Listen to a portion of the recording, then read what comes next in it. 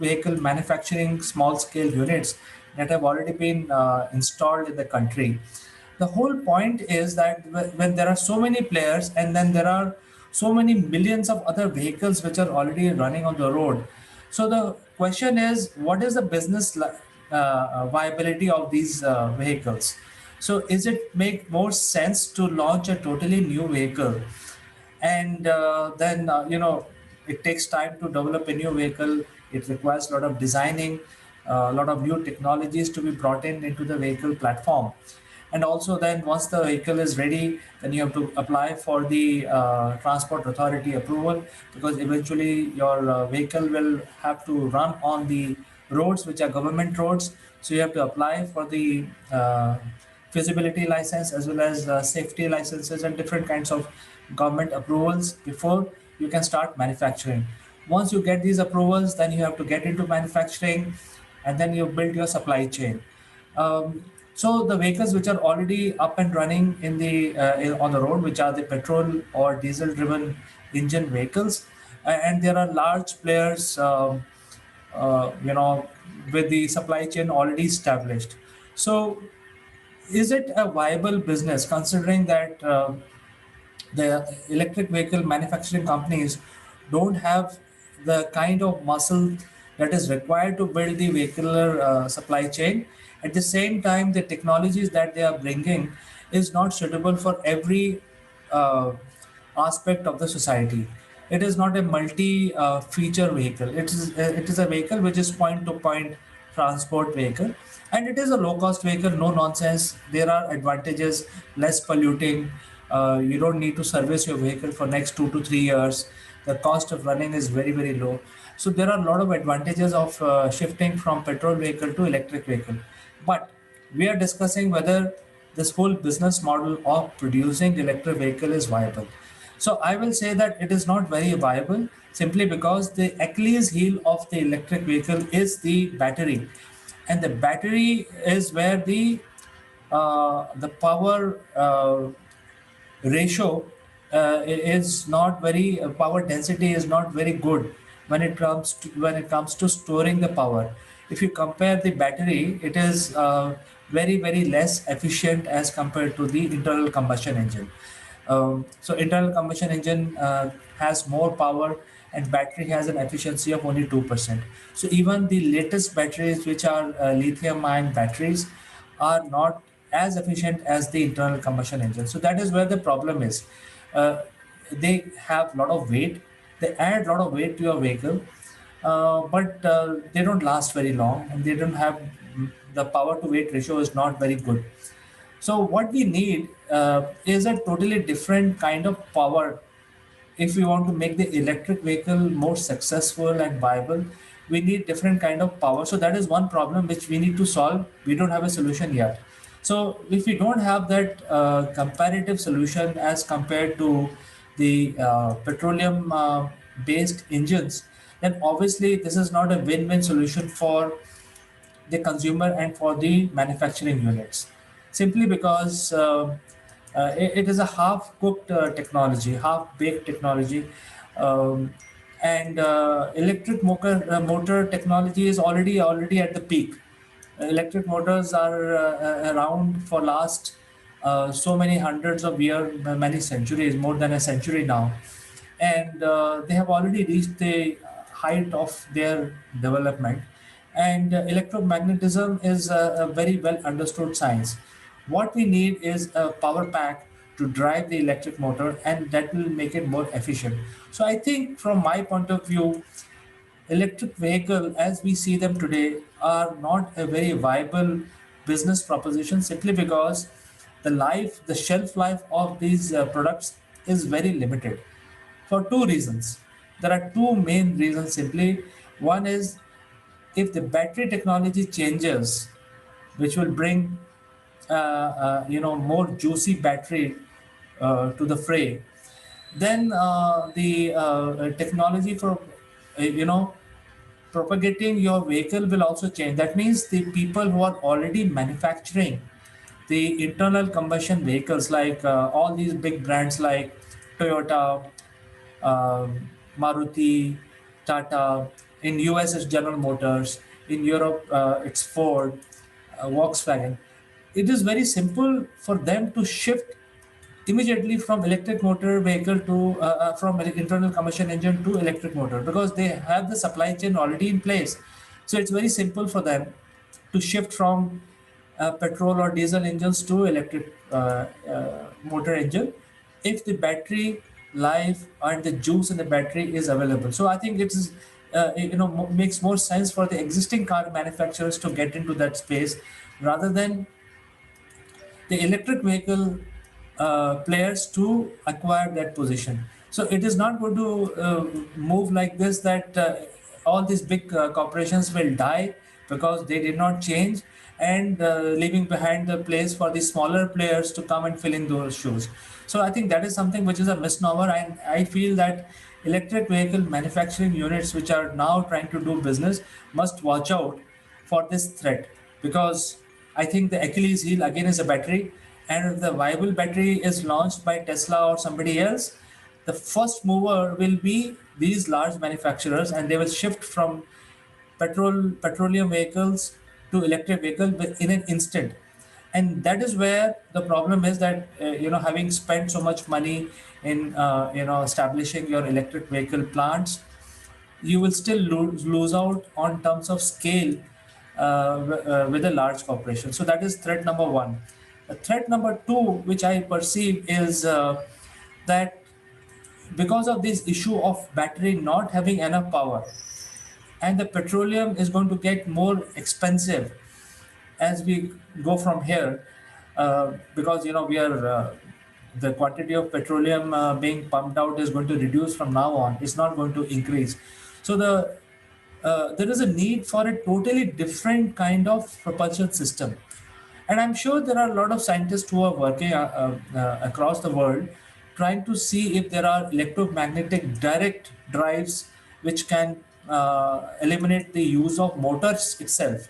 You can directly use the electricity and magnetism properties to move across the atmosphere, move across your move across without a need of a motor or a battery. I mean, you would need a battery. If you have enough battery, you don't need to have a motor, the rotatory motor anymore. So I think that is a next wave of technology. If that comes, then all of this will become immediately obsolete. And I see that happening in next 2 to 3 years. So if we basically invest a lot of money in electric vehicle industry, setting up and trying to create the supply chain for those, the chances are that if there is a new sort of propulsion which is introduced in the market, then all of this will become obsolete immediately. So I think that is a very big threat, and this threat number two. And threat number three is also very relevant, because now we are going through a pandemic situation where there is a social distancing, and those norms are active, and they are going to be there for some more time, at least 1 or 2 years. We will not be there will be no need to travel extensively as we see today, and more usage of applications are going online. So you don't have to go out to your bank, you don't have to go out to buy things, so you can do it from your home. You can have your access to your banking, your credit cards, even payment receiving and paying, running as a business. Communication is all moving on the digital platform. It's already moved to a certain extent, and it is becoming a norm.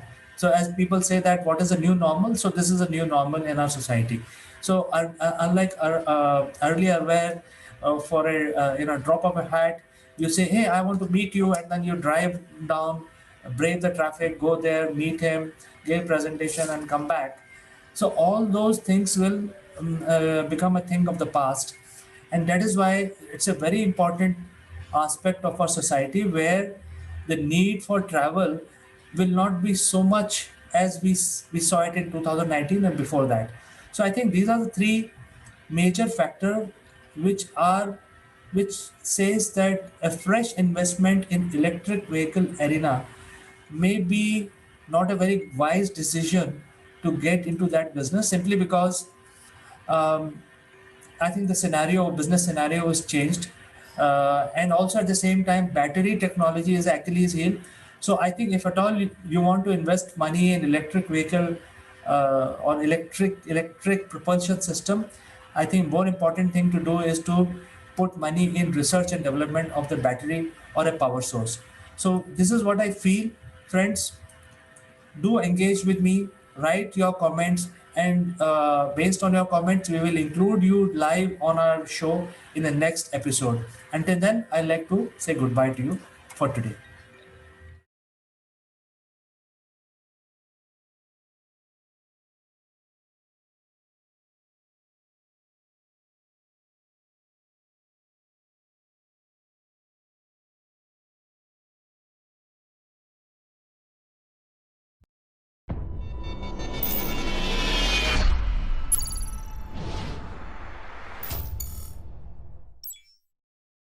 From Akulmach Technologies, and you are welcome to our show, Nations. Today, we have a great personality on our show, Mr. Sitesh Srivastav, who has a deep interest in corporate training. He's an IT professional, is closely related to radio broadcasting. So, welcome to the show, Sitesh. How are you today? Hey, Kanchan, I'm very, very well, and it's always wonderful to talk to you. It was a certain gap for last couple of weeks, I believe, but I'm absolutely fine. How about you? Yeah, I'm fine. And you see, now technology is here, so we can't complain about gaps and not interacting. But at the same time, Yes. so at the same time, I feel that though in India we have become technology savvy, but still there's a gap in innovation. If you really see the last few months, like Indian startup raised a total of $9.3 billion in 2020. Some of the biggest gainer was food delivery application and hotel booking application. But then still, I think that online fashion retailer and online baby products were on boost. But I think there was not enough innovation when we talk about application. That means we have applications, and I mean lot of applications, but then we are not going or using these application in the sense that it's being innovation or something new which is being offered in technology scene. What is your idea about this? Well, Kanchan, you rightly said that there is no dearth of applications, but as IT industry has fashioned and grown in India, we have been always been known as service oriented industry. We serve the customers from a services point of view. That definitely means that we serve their applications, we serve their systems. But actually, do we really create an intellectual property, that is IP, for us, for the country, for the companies that we work for? That is something which is actually a questionable thing. And that is where I feel that we have a long way to go if we have to move into the value chain of software industry. In terms of the leadership, then we will have to create, we will have to innovate, we will have to execute fresh ideas, our own intellectual property, and not just another service oriented app. Yes, lately what I have seen that though there is a technology and innovation is actually done in repacking old ideas and selling it as a new, like we have a milk delivery application or a cab booking application, but there's nothing which really give a innovation in terms of giving some guidance or somebody who need new new courses, though the old old things is repacked, even in education also, and just displaying it or playing it online.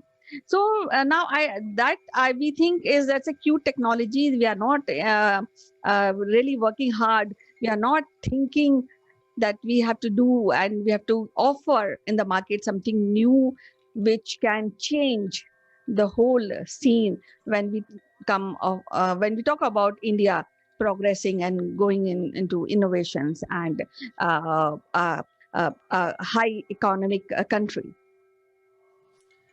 Right, Kanchan. So actually, the challenge that I see is also a very interesting thought process.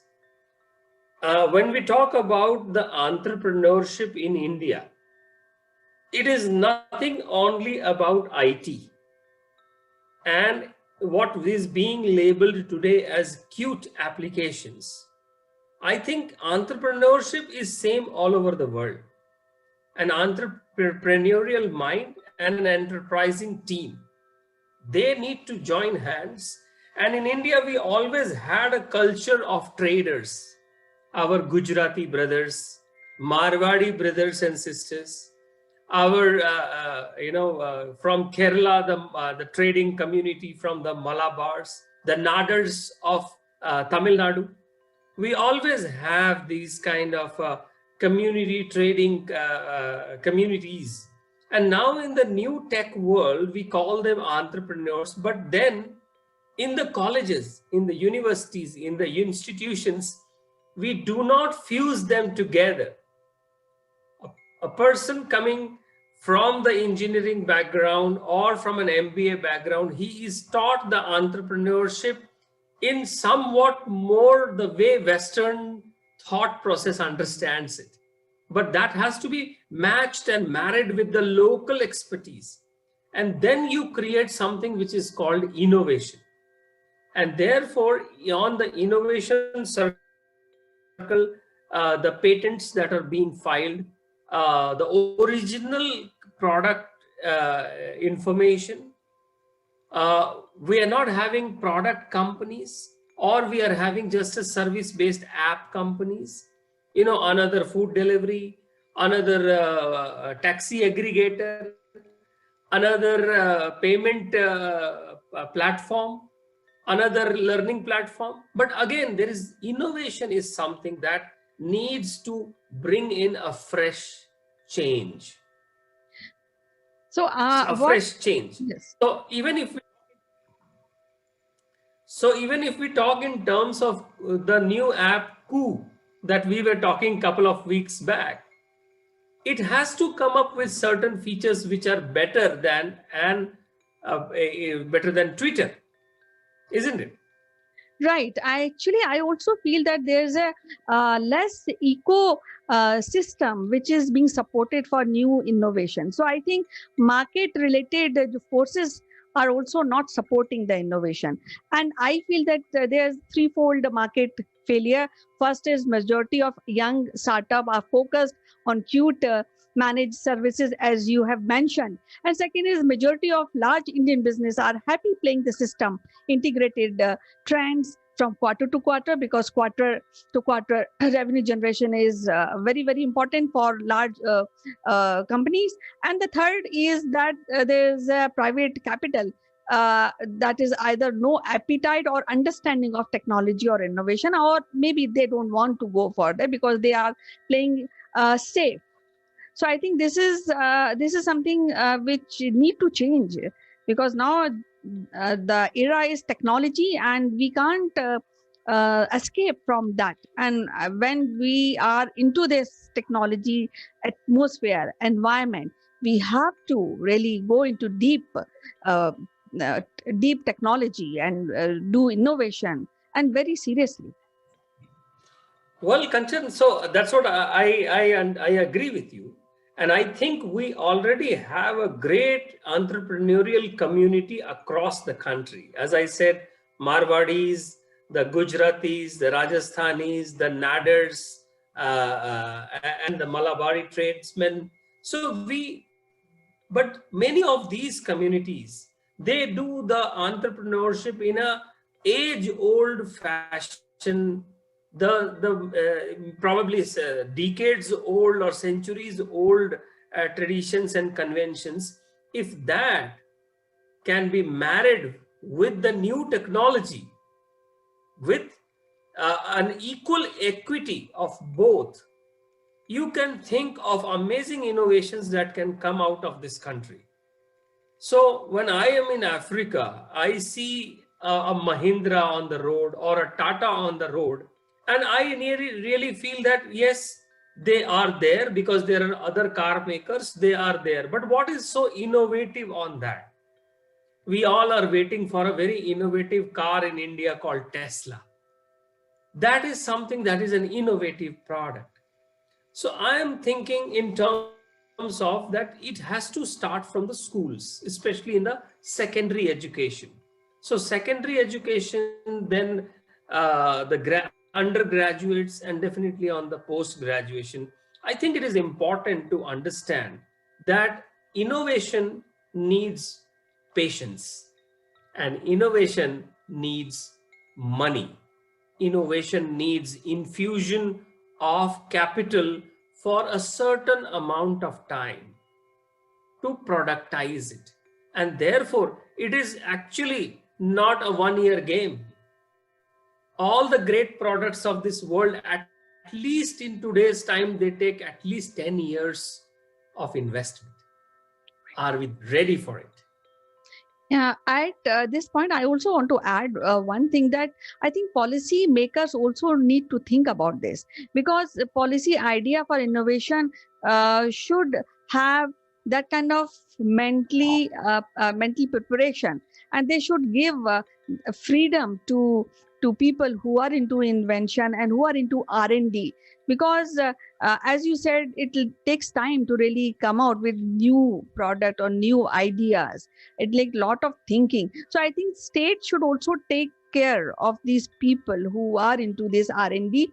And I just happened to read one data, and it says that US is spending 2.7% of its GDP on innovation, whereas South Korea is spending 4.1% for R&D activities, and Taiwan is the third highest spender. It is 3.36%. But when we talk about India, it is 0.7%. So I think this need to change, and people should come out with policy for making policies, and policy maker also should think that yes, this is kind of capital which we have to keep it for these kind of people, so they can concentrate more on R&D, more on innovation, rather than meeting their daily needs. So I think that is one suggestion I would like to give away to people who are into decision making. What do you say? Well, yes, Kanchan. I mean, this is a 100% holistic view, and I think our bureaucracy, the Niti Aayog, the finance ministry who allocates the funds, they need to take care of certain indigenous laboratories.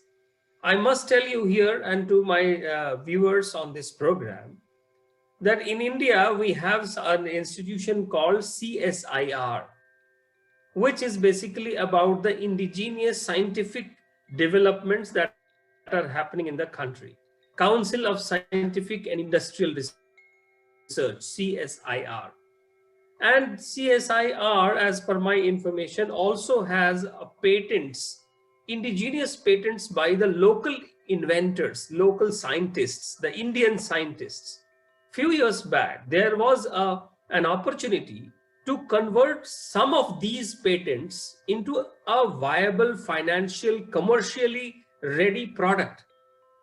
And when a professional organization was put across, a professional corporate team was brought, and when they went to the laboratories, from one laboratory to another laboratory, they found there were great patents which could be converted into product, but they could not secure funds for 3 years almost 3 years they tried for funding, and since it was a government initiative, they had to run pillar to post between the parliament, the bureaucracy, and the scientists itself in all of these laboratories. And then I heard that company, the professional company which was mandated to create, to convert these patents into products, finally closed down. Now, if we are sitting on 2,000 patents, and if we convert even 3 or 4 of them every year, you think we have a great way to go. From a tablet, from solar panel, from IT, from non-IT, from farming, for agriculture. There are so many patents in this country, Kanchan, but we do not have the funding or the technology. Yes, actually, you see, Sitesh, we have young minds, and all youngsters are quite innovative. That I'm very sure about. And yes, we need a support from the policymakers regarding doing this innovation, R&D, and due respect to these people who are doing R&D. So nowadays, you see, technology is not a luxury, but it is a matter of survival and global dominance. So it is high time for India to really raise their budget for R&D from zero point 0.7 to more, to really get into a technology related country, a country with a sound roots of technology, which is, I think that is the way to go. It was so lovely to talk to you, Siddesh, today, and we'll meet again with some interesting topic next time in our next episode. Till then, bye bye, take care. Thank you. And the world should not forget about the COVID vaccines that India has produced as an innovation in a record time. Thank Yes, you. thank you. Bye bye.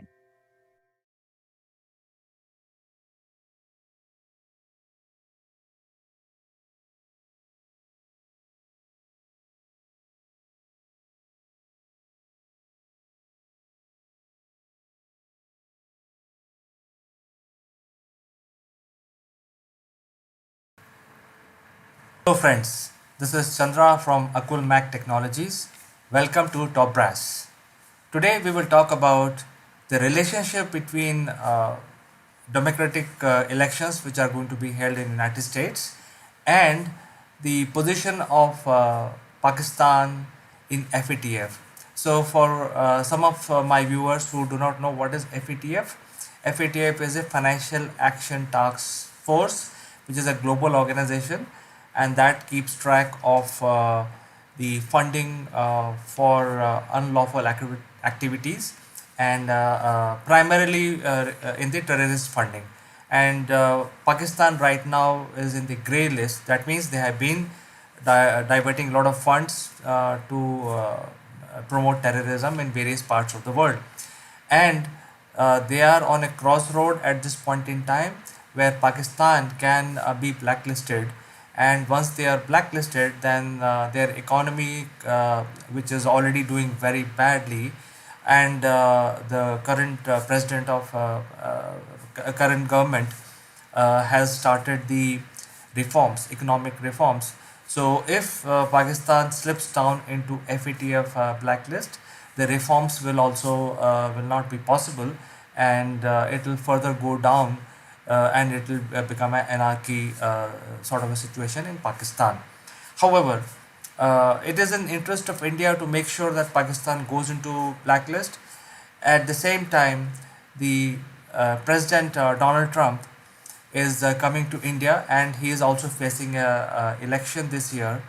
Uh, so, as part of his strategy, he has to get his Afghanistan story right in order to win the election there. And it is one of the most critical tasks that the government of United States has to do is to withdraw troops.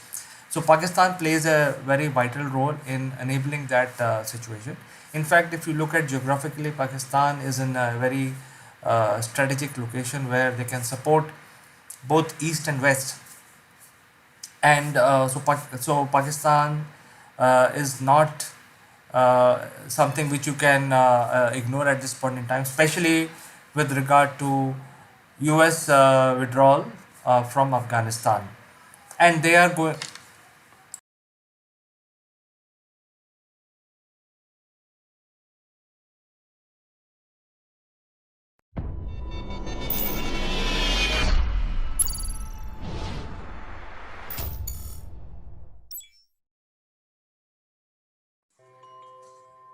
Hello, friends. This is Chandrakant from Akulmach Technologies, and welcome to the tip section of Top Brass.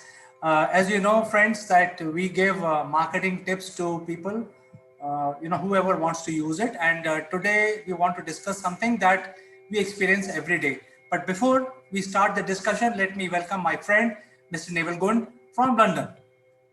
Good morning, CK. Good morning, everybody. And today's tips arena is around people on LinkedIn. There are several 100 million people now on LinkedIn, and there are probably about 3 or 4% of so-called advisors talking about how to make the most out of LinkedIn. And what we see currently is CK and I have had an influx of people coming through and saying, I would like to connect with you. But it's almost as though there's several standard phrases that are utilized within LinkedIn. One of which is, I see we have lots of mutual connections. It would be good for us to connect. Now, there are several 100 million people on LinkedIn around the world, not necessarily local to you, and people are desperately connecting with people that other people seem to be connected to. Why is that? Why would that motivate you? So we thought that a little discussion between CK and myself might just open up the idea of how to network, specifically, I suppose, on LinkedIn. So when you get people asking you to connect on LinkedIn, do you see these standard phrases, CK? All the time, Neville. In fact, let me share my experience that I had between yesterday and today. So I got a message saying that, hey, please join my free blah blah blah, and you can get this advantage, that advantage, and all that. So I wrote to the person saying that, hey, did you ever look at my profile before sending that message? So that person was intelligent, and she said that, I've looked at your profile. I think your profile is quite good, but nevertheless, what I was offering is free, so no harm in sharing with you. All right, so that is one segment. The second one is exactly what you said, mutual connections, and I will like to explore opportunities, maybe partner with you, blah blah blah, all standard phrases. And then I said, hey, did you ever look at my website, because you seems to be so interested in me and my services? Have you seen my website? Because what you are actually offering me is selling smartly on LinkedIn. So after 1 hour, this person says, yeah, I've seen your website and you have mentioned these activities like CRM and selling and all that. And there could be a campaign designed around these services that you offer on your website through LinkedIn. So my next question was, from your intelligence, can you tell me that people are still buying these services? So then the next response was, yeah, a handful of it. Then I got really wild and I said, look, your standard pitch will not work. Please change your pitch and come back to me. So these are the recent examples of what I faced between yesterday and today. I mean, the interesting thing is you're actually going back to these people and responding. I would love to see some statistics about how many people actually do respond and actually do connect with others. I quite often just generally accept people's connections, because I do believe that perhaps they've done a little bit of research about why they would like to connect with me. I'm just one of the several hundred million on LinkedIn. So why me? And it's a question that I go back to them, why me? Very honestly and openly. And sometimes I get well, if you don't want to connect with me, then we can block each other. And I'm thinking, well, that's an interesting response, because you asked me to connect, and I'm now just asking you a very simple question. Why me? Now, is that confrontational? I don't think it is. But perhaps we need to think again. Maybe I should say, thank you so much for asking me to connect. I'd really like to know why you identified me apart from everybody else. And my answer to that is that's just creating behavioral waste, because I can do a click and paste and put that in there, and it just takes you longer to read it. Why me?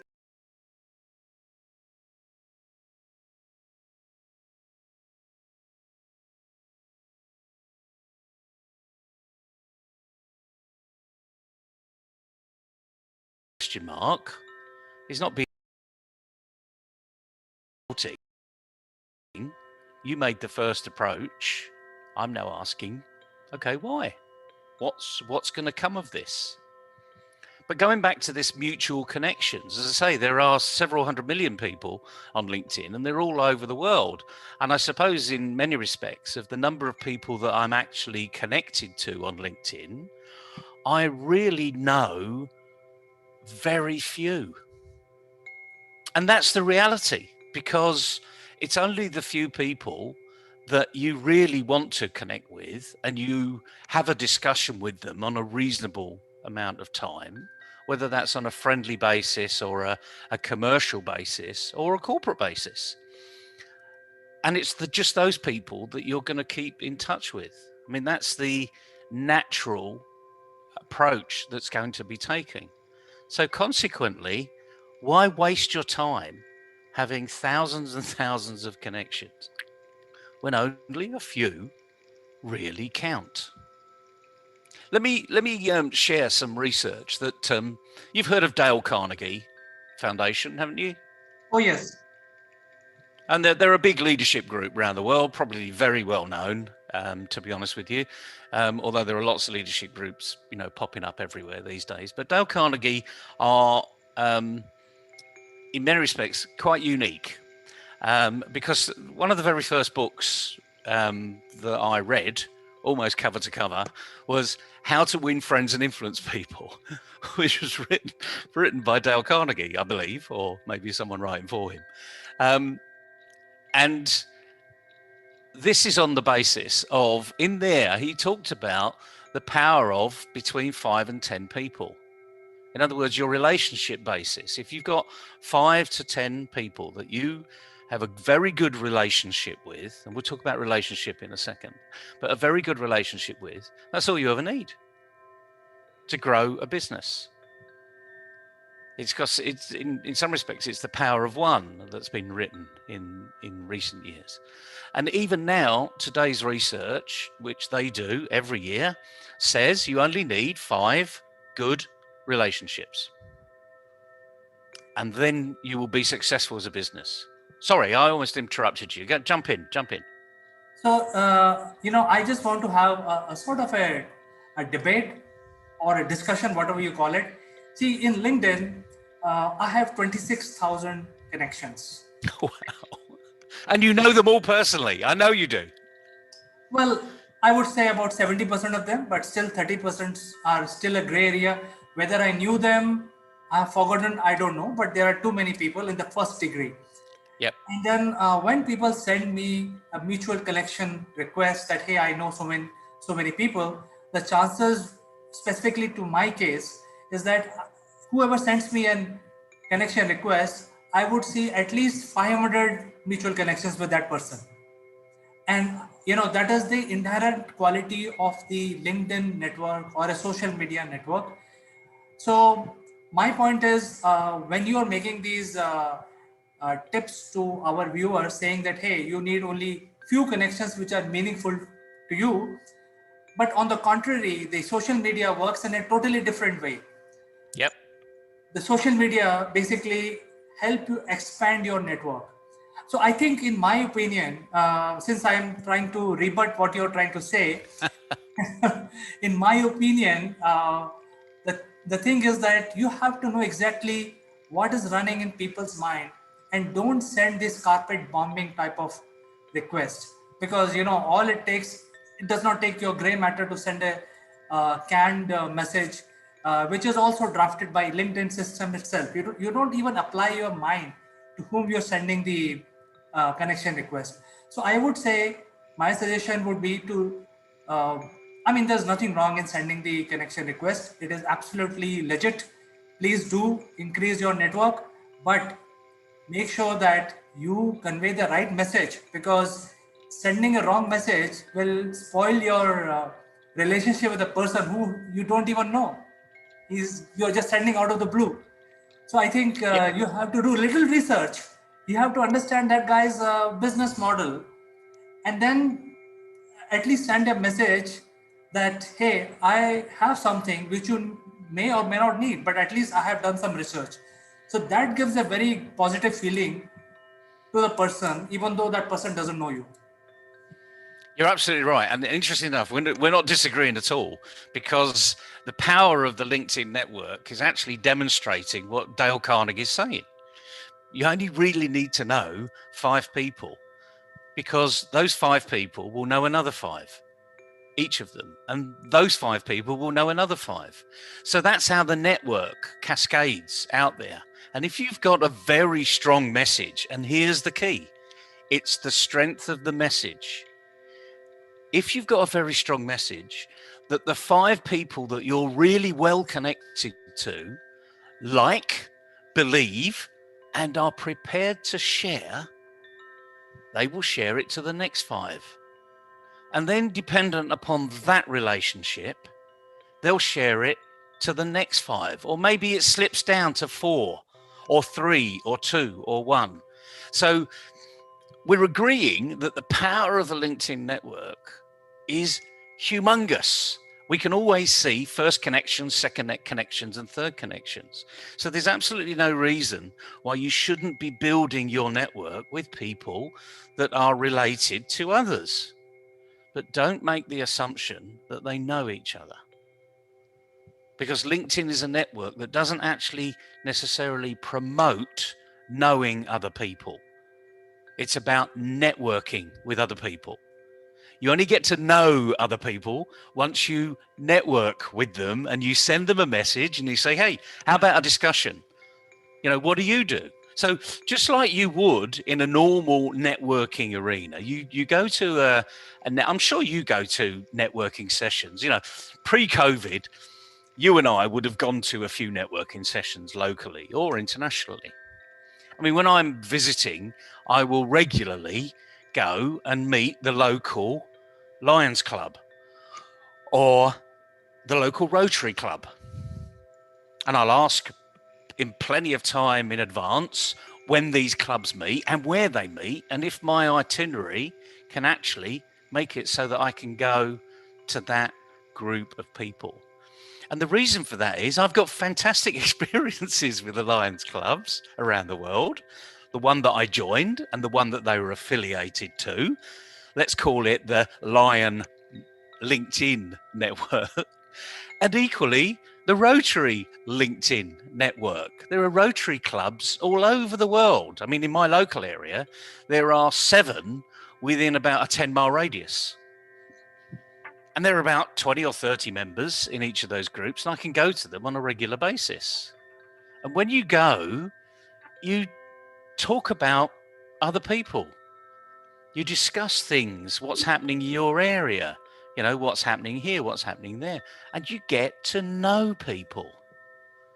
But you've got to make that first break. So, I mean, the one message today is, if you're on LinkedIn and if you're going to grow your network, have a very clear purpose around who you're going to talk to.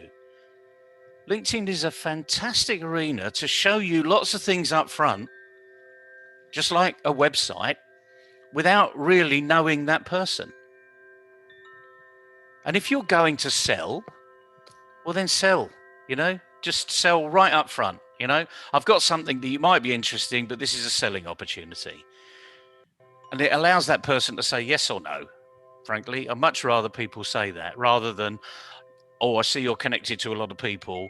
It'd be good for us to connect with each other. And then the next email you get from them is, thanks for connecting. Here's what we do. A huge diatribe of, we're CEO experts, CTO experts, whatever it is, we're experts in this field. Well, that's great. I mean, but did I ask for this? It's lack of respect for the person you're talking to. You wouldn't do that in a physical networking session. You would walk around with your business card that just goes like a cascade of credit cards that goes, shoop, this is what we do. Anyone interested, come and join me. This is what this is for, pop up, an exhibition. This is what we do. Come on to our stand. We're nice people. So there's ways and means of doing all these things, but LinkedIn in particular, it's supposedly a professional network. Well, let's be professional about it. Let's have a proper discussion. So, Neville, I think I understand where you're coming from, and I fully agree with you what you're saying, because these are definitely very, very important tips and very important and critical activity that everyone should follow on LinkedIn. From my experience, I would like to say that LinkedIn is not a platform where you actually sell. You actually don't try to sell anything to anyone, because that is not going to work. And I will repeat your words, Neville. You only buy from people whom you trust. So by sending a connection request and 100 other people mutually will not build a trust on one-on-one basis. You need to spend time with that person so that the trust is built over time. And then only you can start selling. So I think the first, from my point of view, selling is totally out of the window if you're on LinkedIn. What you can explore opportunities are of collaboration.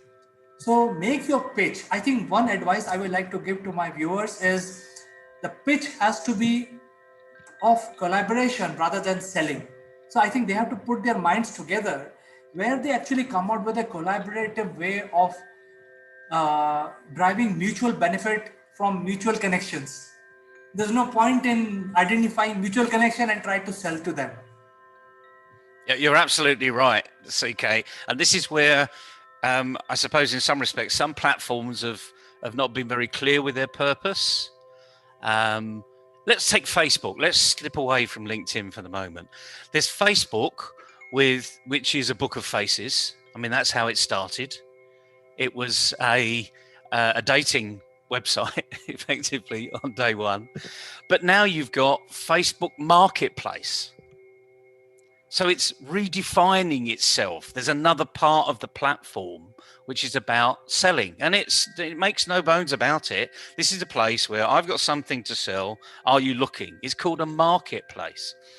I'm not giving words to LinkedIn here, but maybe they need a LinkedIn marketplace. But you're absolutely right. The point is, this is a professional network. Keep the conversation on a professional level. Imagine you're walking into a room and this person that you're going to go and talk to is in the corner and they're just having a cup of tea or a cup of coffee. They may have just got there and you see them as they're on their own. And go and have a conversation with that person. If you've identified this person, go and have a conversation. Make it real. Like anything else, as you said, CK, if someone starts to sell immediately, the little brain just switches off. I mean, it used to do that all the time with me, I mean, I'm not here to be sold to. Right. These days, I will actually turn to someone and say, do you know what? I'm not really interested in what you've got to offer, and you're probably not interested in what I've got to offer. But let's see what we can do together. And using this word collaboration that you just said. This is about 1 + 1 is greater than 2. And that's what the LinkedIn network allows. So this 5 people you know means there's another 5 and another 5. And let's take another twist here, right? In a corporate, large organization, you may know lots of other people in lots of departments. But the reality of life is you can only manage, and I'm talking about really manage and motivate and work with about 10. And if you look in all of the best organizations around the world, they've never got more than 4 or 5 people reporting to that one person, even in a flat organization.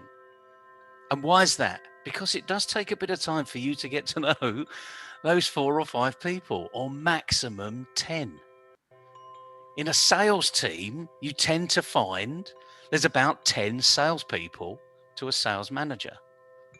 And again, start thinking, well, why is that? Because actually, if a sales manager is doing their job properly, then they can only manage about 10 people. So we can take lots of similes in life, lots of metaphors that are out there, and bring them all together. And we'll come back to this LinkedIn. People buy from people they know and trust. Don't start selling. Build a relationship. You've heard me say this before, and I'm not the first person to say it, but from contact to contract is one letter, and it's the letter R. It's a big word, relationship. Relationship, 4 syllables. And a lot of people can't even get past the first, the relation, okay? So let's make it simple and just build the relationship. If you don't know how to do it, Google it and then practice it. Find something that you feel will work for you. Then don't find lots of other things. If you find one thing and say, oh yeah, that'll work, then go and practice. And keep practicing it until you prove it's working for you, or you prove, actually, I need something else. It's not quite working. I need to go and find something else. And then go and find something else and practice that. As they say, any practice makes permanent. It's only the right practice that makes perfect. Simple tips for today. Yeah, Neville, I think you gave us a very nice or fine food for thought today. And I think it is affecting almost like 99% of the people. The tool is there for networking. LinkedIn is a very good professional tool.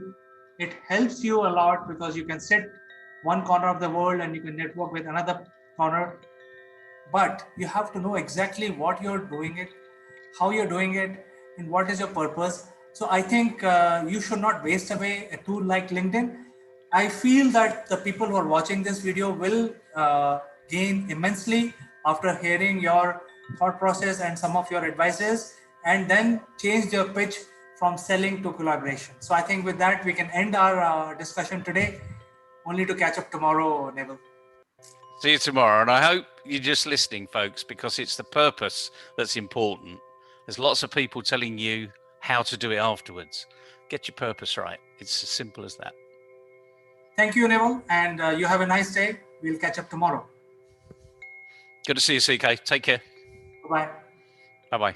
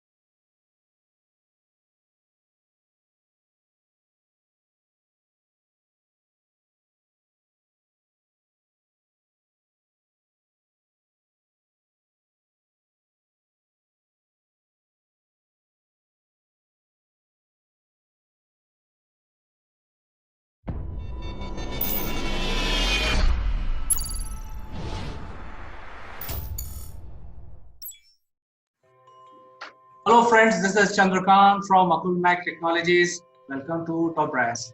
Let me also welcome my friend and mentor from UK, Mr. Naval Gunt.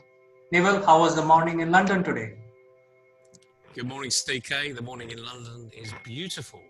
It's sunshine, it's the summer, officially. I think we've had the longest day and now we're on downward time now. We're losing hours per day. Ha ha. That's a joke, by the way. Just in case you haven't noticed. But yes, like everything else, the seasons are changing, the days are changing, and like many places in the world, things are changing. They're out of our control. One of the things, as you and I have been talking about recently, is the changing face of education. And our friends in America have announced over the last probably 2 or 3 weeks that the visa system is being heavily reduced, redacted, or whatever word you want to use, so that student visas are going to be either very difficult to get hold of or almost impossible.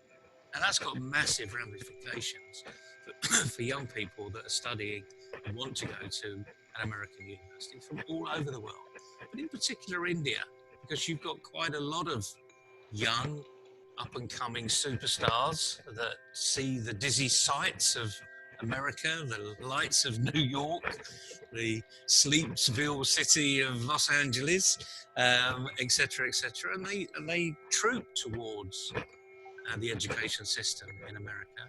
But all that is literally, the rug is being taken from underneath their feet. So how are they going to be coping? What advice can we give to them? More importantly, their parents, actually, that are pushing them in that direction. What do you think we can give them today? Well, Naval, I think this decision of the Trump administration is sort of linked with the H-1B visa, which is completely removed. That means no foreigner can go to United States and work.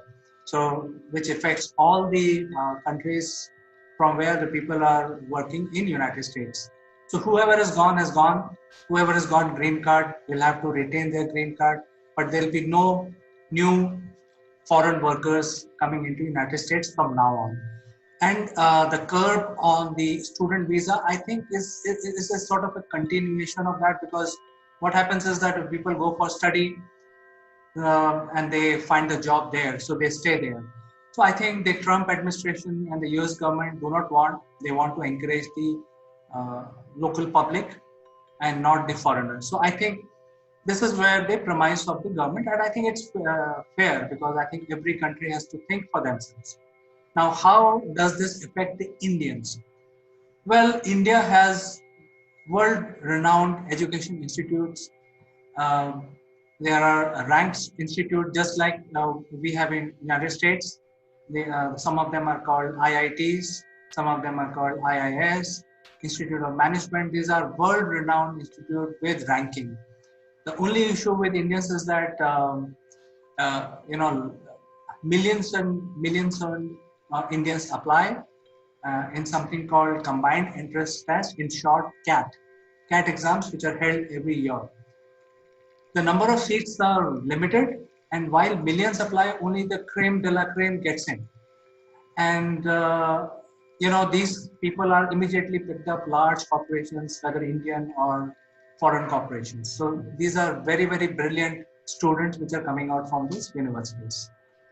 And people who are going to United States and studying in MIT or Harvard or Kellogg's, some of these famous institutes, are basically very few which are going on scholarships. So when the people are going and studying in Kellogg's on scholarship, the chances are those people would have come from one of these premium institutes in India, and hence they will actually go on scholarship. But almost like 90% go on capitation fee. So if you are a son or a daughter of a very rich person, it's a lot easier to get into universities in United States. So I think United States stopping or making it more difficult for students to study in their own university brings back the meritocracy in India. That means now it's a level playing field, and everybody has to go through the competition, which is all India competition, and only the best would get to study higher education.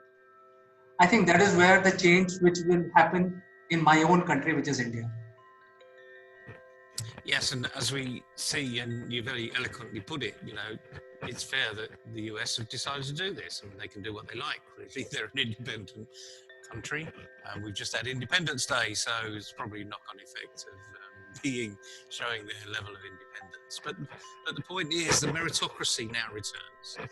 I think that's a really good phrase that we should be focusing on, because that now gives an opportunity to everybody, not just the creme de la creme, but all the way down. Young people have got a tremendous opportunity now because there is a level playing field. You can go online almost anywhere and study the best quality education from the best places, not just, if you're physically placed in India, you can still get overseas degrees by going online. And lots of universities in India, just like other parts of the world, are partnering up with universities all over the world. I know my own university, Nottingham University, has got 4 big partnerships, one in Malaysia and 2 in other Asian states, and another one that's being grown up in Indonesia. So Nottingham isn't the most famous university in the world. It's becoming more famous, but there's Oxford and Cambridge and Bristol and Durham, etc., etc. And all of these, UCL as well, are creating partnerships with all of these other universities around the world. You can even go to university now and study accountancy exams, so that you don't have to be in an accountancy practice anymore. You can do all these exams, with the exception of obviously the practical, the experience side, in a university setting. So our advice today is to, particularly to parents, just to open your eyes as to what's happening in the world, become more aware of what's going on out there, recognise also that the future of your student, your 16-year-old, your 18-year-old, is actually going to be predicated against not just the technical skills they're developing at university, not just their degrees, but also the soft skills and the attitude. These are becoming far more important these days than ever before. And I would say they've always been important, but now the focus is very heavily on words like emotional intelligence, leadership development. You can't do these fairly complicated arenas without a very good grounding in soft skills and a good attitude. And like anything else, any teacher, any good leader that wants a job done by someone in their team, they will turn around and they'll give it to the person with the right attitude. And it's as simple as that. We all know it, As parents, we know which child has got the right attitude. And you go to bed at night and you dream actually of ways of making all of your children have that particular attitude, that volunteering, that I can do this, despite the fact they can't do it. They're prepared to learn. This is what employers want. This is what entrepreneurship is all about. So this one event that's happening around the world, this change in education, it needs us to start thinking again. And we think as parents, because we want the best for our children. I know I want the best for my children. I can't do it for them. That's the thing we can't do. But gone are the days where you're either a lawyer, an accountant, or a doctor. Those days are long gone. Not that they're poor professions by any stretch of the imagination, but there are other professions out there. And remember, it's your child that wants to be happy. Because if they're happy, then frankly, 90% of the battle's over. So just on this very simple subject about visas now being curtailed, being taken away, we've got such a huge opportunity. And India is so well placed to take advantage of that opportunity All we've got to do is galvanise young people and their parents and the universities to now get out there and develop the people that we need for the future. Because today's students are tomorrow's leaders. It really is as simple as that. So I hope you're listening out there, you young people, you 16, sort of 17, 18-year-olds that were dreaming of going to the US to study a degree. Now that has gone, you know. Don't moan about it, you know, get over it. Now think about where your future can lie. What skill set you really need to be employed in the arena you want to go into. Follow that passion, follow the dream. It's not a utopia by any stretch of the imagination, and it's still hard work. It takes a lot of practice. There are no shortcuts to anything here. You know, it takes a long time between addition, subtraction, and multiplication to learning calculus. About 14 years, okay, in a maths timetable. So it does take some time. But the point is, if you're focused on something and you really get after it, there's loads of opportunities out there. So just grab them. Grab them and run with them. And if you get bored with them, just go and grab something else and run with that. It's a big subject today, huge subject today, CK. All from the fact that visas have been taken away. Neville, you said grab them, and I think that is a very powerful word. There are a lot of changes happening within India. I think the landscape of education is also changing. There are a lot of new players who are tying up with foreign universities, as you said, like UCLA and London School of Economics. There are universities which are providing online courses affiliated by LSE. So you don't have to travel to foreign land. You can get the same degree if you study hard.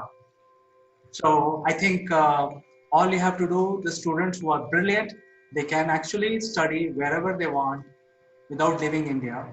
There are new players who are actually getting into learning and development space, offering the school education by tying up with universities. So I think the landscape itself is changing, and very well said, Neil. I think these are different times, and I think new solutions are coming up gradually, and it'll offer new opportunities. So with this, we will end our discussion, Nepal, for today. But viewers, tomorrow is Sortie Wednesday, and Naval will tell us about how to make engaging videos, how to get glue added into your video so that the stickiness on the audience comes back to you. So don't miss out tomorrow's session. Naval, thank you for your time. We'll catch up tomorrow. Pleasure, CK. Have fun, everybody. Bye-bye. Bye.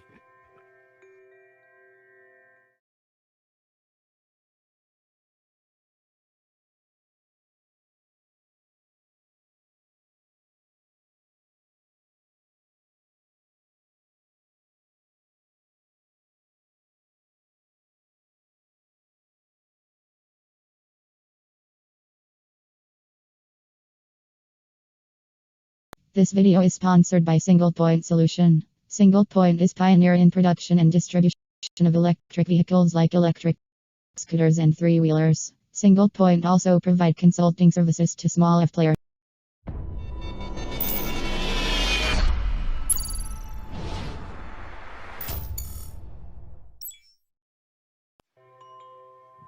Hello friends, I am Kanchan from Akulmach Technologies and you are welcome to Top Class. Today we have a very distinguished guest, Dr. Sabyasachi Rath, who has a wide experience and exposure to training, to education management and research.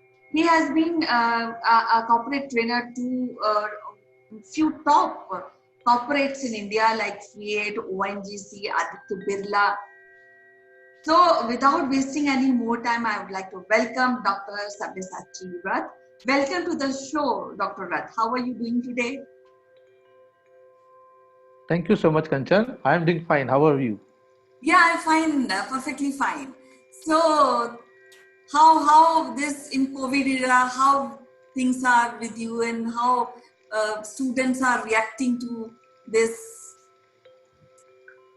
The period? students are the students really seem to be confused. As I told in the last talk, they are confused. They are in a crossroads. In fact, everybody, the whole industry seems to be at crossroads. Yes, I can understand this like dilemma for students, how to get True. study and shall we wait for good times to come and going and enjoying a college life or just stick to computer screen. But the thing is that this pandemic is leaving lot of deep scars in every sector. Now, when we comes to education, I think what kind of training is required actually to cope up with this kind of scene and how you see this future ahead? Uh, I would suggest, see, in talent management, we talk about three different elements, very important elements. They are called attitude, skills, and knowledge. And there cannot be a better time to understand, follow, and practice this ask principle of talent management. So, what we need today is definitely skill set for the future job. At the same time, also you should have the desired competency level, which is again a combination of the attitude and the knowledge. So, the educational institutions, the educators, the faculty, the teachers at different levels must take into consideration that a student must be given orientation, teaching on these three aspects simultaneously.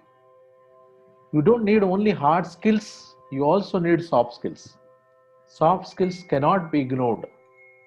That I will emphasize again and again. So, in addition to these functional skills, you must need soft skills for the future jobs to come. Yeah, I think that the soft skill is no more a soft skill, it has become a hard skill.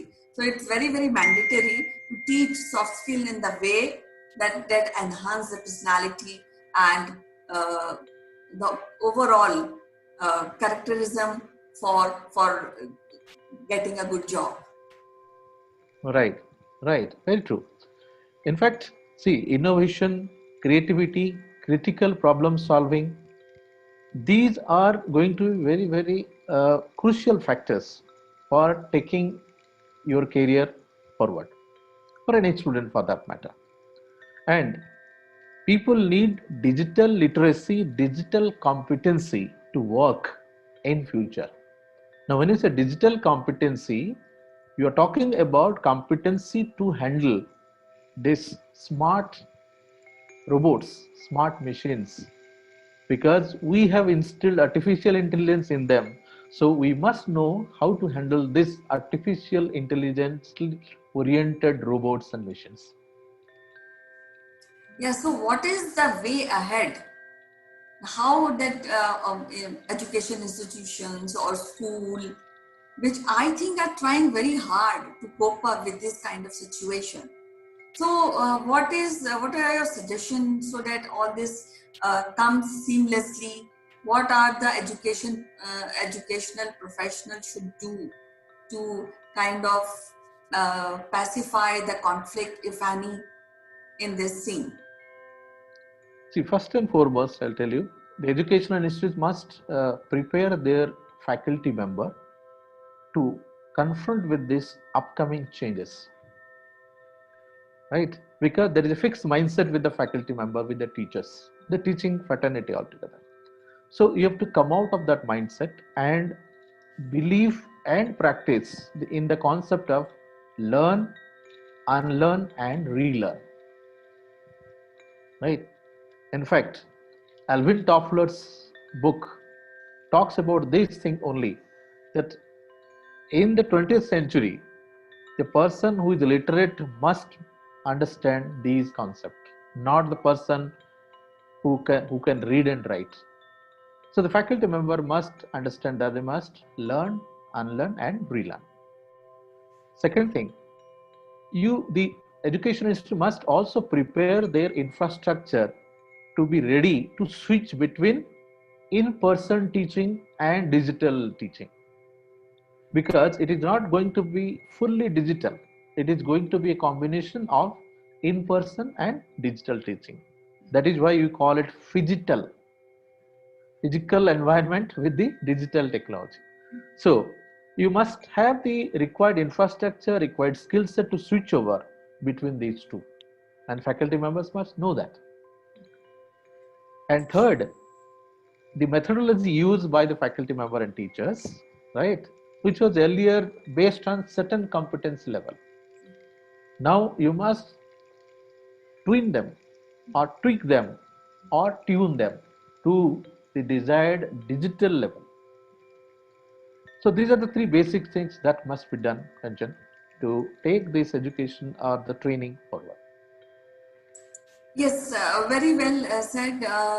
And I think that the era has come that we should uh, take up this digitization normally rather than waiting for good times. And I think it is very, very important to learn the digitization, how to be presentable on screen, how to be good, and how to give learning outcome through these channels. So I think that's So, very, very important.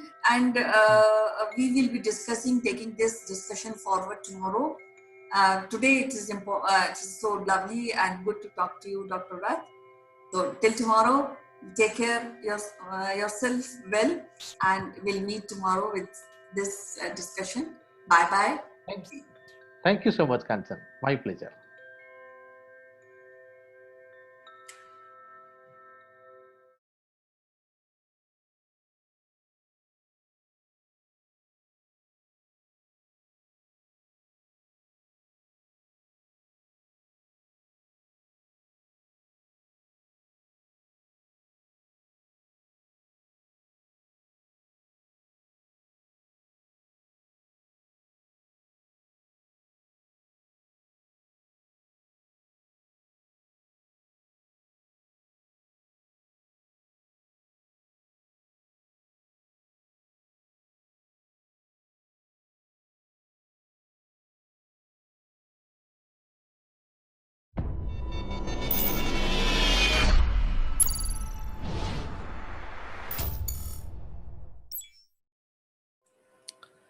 Hello, friends. This is Chandrakant, and welcome to Doctor Speak. And as all of us know, that being overweight could be a big problem. At the same time, being underweight can also be a big problem. So, to discuss this further, let me invite my friend, Dr. Pooja Bedi from Shimla. How are you, Doctor? Very good morning, CK. I'm absolutely fine, and it's always great to see you. It is my pleasure also. And, there are so many issues that we discuss in our program. And today we would like to discuss about how can we solve a problem of being underweight. So what is that you want to tell our viewers about how to resolve this issue of being underweight? Yes. CK, first of all, I would like to tell viewers it's not healthy to be underweight, as we consider being overweight is unhealthy. So, underweight makes you more fragile and vulnerable to various different infections and diseases. And one of the major cause that we keep on ignoring is the mental health, which is very, very crucial. Because if somebody has some kind of trouble with the mental health, it tends to definitely disturb the eating balance or the appetite of a person. So if it happens, in some cases, we tend to see the people are becoming overweight. And in some cases, we do see the cases day to day where we see people are undergoing underweight. So it happens sometime because of the mental issues greatly, considering COVID a major factor these days, that underweight is also a major issue. Now, there are many factors that how we define underweight, you know. So it's very difficult if somebody has a genetic inheritance of the same. So they will definitely be very lean, thin, and their BMI rate would definitely be, close to 18.5 or maybe a little less than that. So they tend to have some kind of uh, genetic, you can say, leanness, which is in many cases is absolutely fine, because if that particular child or individual is able to carry out their day to day activities and their mental activities also apt for the requirement. But we have to consider certain cases, like in chronic cases. For example, in India, tuberculosis is one of the major reasons which is causing the underweight. So it is very crucial to basically diagnose why it is happening. What is the reason behind it? Is it genetic? Then it is fine. Then we can actually maintain the diet. If genetic factor is there, we cannot increase the weight, but definitely if some other nutritional issues are there, we can definitely cater for that. But if some chronic illnesses, for example, cancer, in many cases, it is very, very prevalent, unfortunately. But like some cases in tuberculosis, where many people tend to, you know, lose their weight. So in those cases, a well-guided diet chart and the medication can actually help a lot. And I've seen it myself, where a person had come to me with the abdominal tuberculosis, bubble tuberculosis, and this particular child was 12 years old, and uh, she improved dramatically after the medication of 6 months with a very, detailed diet chart that we had planned for her. So it's so highly recommended that chronic disorders are to be ruled out. Uh, if somebody has a physical activity to a greater extent, they tend not to gain weight, which is absolutely fine if the dietary intake is fine. And if they are doing athletic activity, we should not much be concerned. But these are the reasons that why the underweight situation comes. Now, what happens when it happens? So, if there is sudden weight loss, like in tuberculosis cases, or anything to do with the intestinal disorders, so we tend to see that people tend to lose weight. But then what happens, so you'll see these particular kind of population, let's say kids, or maybe a little elder age group, they tend to have a fragile bone, so they are more prone or vulnerable to fractures. So this is one of the things that can indicate that we have to cater for the weight issue in these cases. You'll see they tend to fall sick very easily. The hair loss is very prevalent. So, and there are many other factors, but just to mention few which are very much prevalent. So one can see if the weight is very much less for the age, height, and many other factors. And along with these symptoms that are and the signs that I have mentioned, so they definitely need to cater for the underweight for sure. Well, being lower in weight is not a bad thing actually, and now people are so aware that they keep watching their BMI. And in our previous program, also we mentioned about how to check your BMI. Uh, but at the same time, there could be little ignorance among people. Do you have a advice when they should feel worrisome about weight loss? Because if you are very happy, for example, if I'm losing my weight, I should be very happy that I'm maintaining my weight and I continuously keep losing. But when is the time when I crosses a threshold, I should be worried? That's a very apt question, CK, I must say. See, the first thing is, if we are losing weight or somebody is losing weight, if it is intentional, under a very good diet plan, and under the very good gym instructor, or you yourself is aware that I'm losing weight and it is not affecting my mental and physical activity, it is absolutely fine. But I don't highly recommend people to go into size zero or become so thin that you become prone to diseases. So that is not recommended at all. So when a person should be seeing a doctor, this is a question. The first is when you feel like I'm very tired after going to a gym for 2 hours, having the six packs, but you feel very tired. And in other cases also, otherwise also, people who are not into much of physical activity, they tend to feel tired. They avoid socialization. That is a very clear indicator for mental illness, which can be cause of one of the reasons for the weight loss. So uh, if somebody is feeling fatigue, is not able to carry the physical activity, and is not responding as mentally active as he or she should be responding or was responding earlier, so these are few indicators. They can be changed in the sleep pattern as well. The socialization you will see will decrease a lot. So these are all the indicators that we should be seeing a doctor. And if I have to just raise a very common indicator is the hair loss, to be very frank. So people who are actually undergoing this issue of hair loss and their weight loss is also there along with it, or they're on a thinner side, they must see a doctor or a good dietitian. Great, doctor. In fact, there is also a big confusion being among the people, by and large, at least 50 to 60% people that they sort of correlate weight loss with being anemic. Is there any relationship between weight loss and being anemic? Yes, it is there.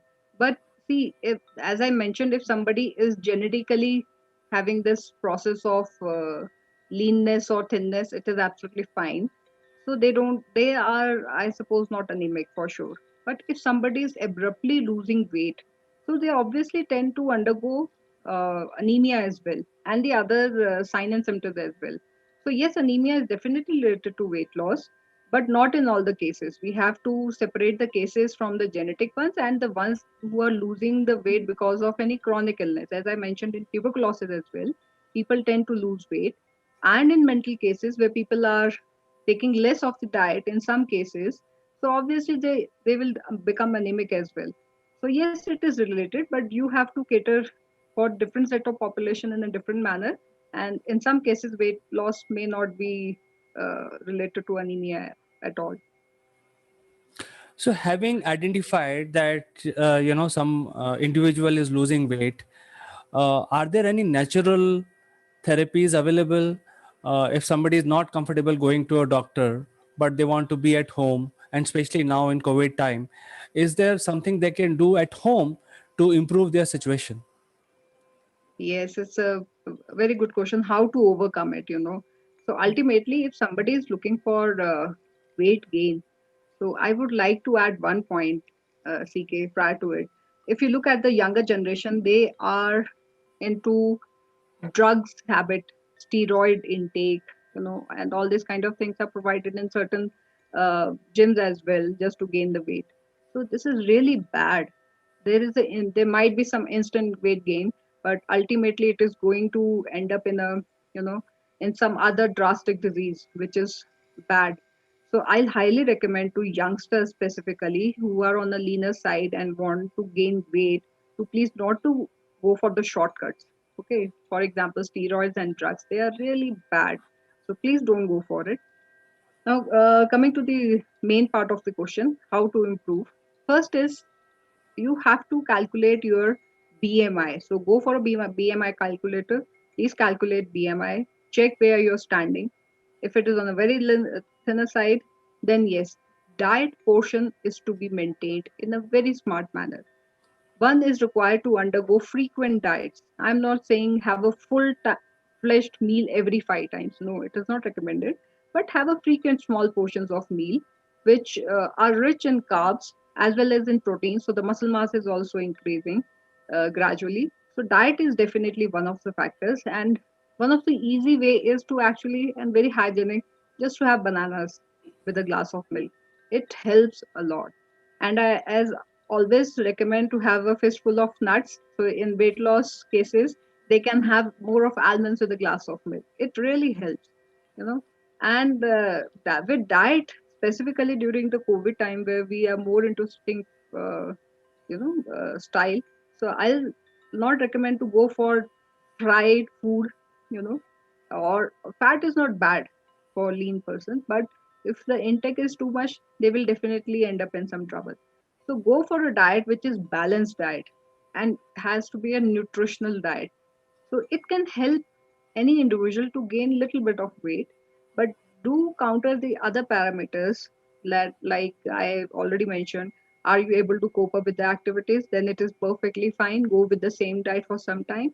And third is very important thing is, in case it is happening after all the efforts, one is not able to gain the weight, please consult a good dietitian so that your all the previous parameters or the medical parameters can be checked, and accordingly a diet plan or maybe some medication which can do cater for the chronic disorders, and people tend to gain weight after that. Well, doctor, there are so many different friends I have, and both men and women, and some of them are very thin and slim. And when we meet and socialize, we always say, "Hey, you are so slim and you don't need anything." But there could be an instance where some of these individuals may be underweight, uh, and they actually maintain their diet. So whatever they eat does not get absorbed. And I'm sure there are a lot of individuals like that. They eat a lot, but they still remain thin and underweight. Is there a solution for those kind of people? See, their metabolism rate is pretty good. So whatever they're eating, they have such high metabolism that they are able to cater for it. But unless and until, as I recommended, if somebody is not having any physical or mental parameters coming up, it is absolutely fine to go with the same diet. And if they are on the leaner side, I don't recommend people at the age of 50 to try to look at what they were looking at the age of 16. It cannot happen. Even if it happens, then your bones are gone or the muscle is gone completely. So it all depends on the person's capability, how they're catering for it. But yes, in case somebody is underweight and still is not having any indicators, it is fine. But if they are having indicators, then they should definitely consult a good dietitian. But I think it can be resolved on their own. It's not a very major issue which cannot be resolved on their own. All you have to do is to please check for your BMI. Where are you standing exactly? Try to monitor the diet. Have a good protein and carb rich diet. And thirdly, don't forget not to do the physical activity. Some people are required to do physical activity in order to gain weight as well. So I highly recommend to go for a very simple, mild physical activity, monitor it nicely, have plenty of fluids. Milkshake in the morning of, consisting of fruit can really help out people to gain weight. So these are the parameters, but one has to be very conscious about not losing much of the weight. If talking specifically about the females, they tend to have fertility issues if they are underweight. So this is why we recommend whosoever is coming for fertility issues, they are on a very thinner side to get the parameters checked. So it can be one of the reasons for the major changes as well. So it is required and it can be catered on their own. In case it happens, the individual is not able to cater this particular thing on their own, then I would highly recommend to consult a dietitian because they are the perfect people to guide you how to maintain the weight. And considering the COVID time, it's not required to go to a dietitian. You can always have an online consultation as well. Yes, doctor. In fact, I have come to my last question, and it is related to the diet itself. See, what happens is there is limited food you can eat. Suppose you're having lunch. There is limited quantity anyone can eat. You can't keep stuffing yourself in. So, is there any other method of consuming your food? For example, somebody says that, hey, don't eat a very heavy lunch, dinner, or breakfast, but keep having something every 2 hours. Keep nibbling something. There could be other methods. So what is the best method in your opinion to gain weight? Yes, that's a very good question. See, I've just noted down your question, and the viewers can see I've made a graph also. This is the graph we show to the people who are having the malaria fever. So there's a peak of hunger or the peak of fever in malaria case, and then it just steeps down. So the same thing is there, but if you're feeling peak of hunger, please have your small meal. Don't have a very fulfilling meal. Please have a little small portion of the regular diet you are having, and then do some physical activity. So it will bring down you again to a stage where you are digesting it. Again, the hunger will go up. So it has to be definitely in proportion with the physical activity as well as the diet portion. Don't fool yourself every time with the regular meal. Have a smaller portion of the regular meal, and you will develop this reflex after say a couple of weeks that people don't feel like actually having a fulfilled meal. So they'll definitely go for a shorter portion of meals at short intervals. So that's one of the way how you can maintain your hunger chart or the appetite chart.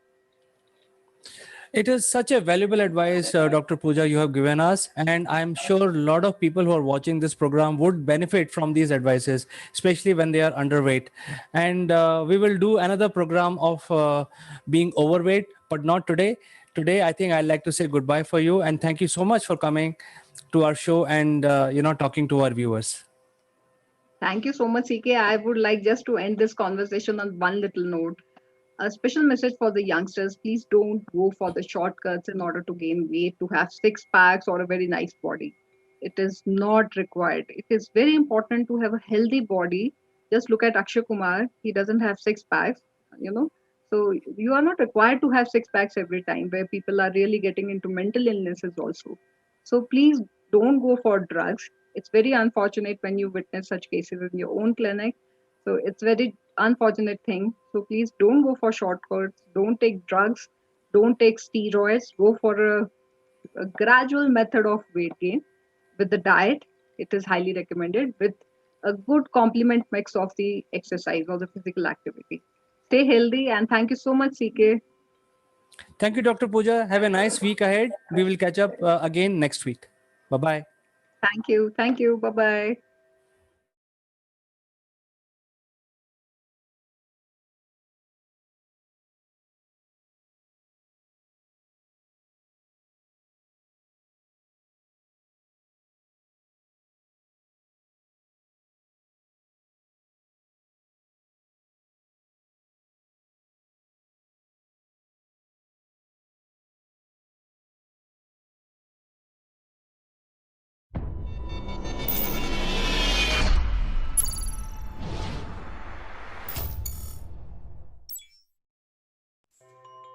Hello friends, I am Kanchan from Akulmach Technologies and you are welcome to our series, The Great Kings of India.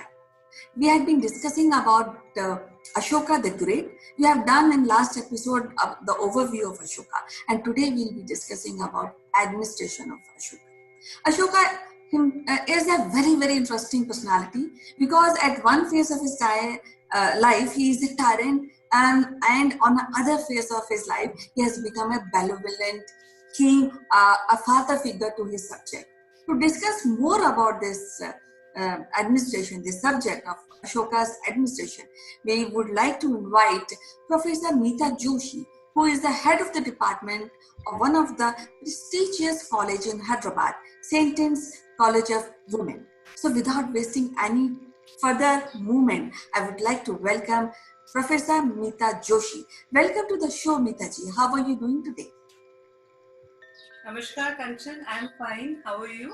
I am fine, Mitaji. So, you know that we had been discussing about Ashoka, and I would like to hear more about the administration of Ashoka so that our viewers benefit and they should know how good administrator Ashoka was.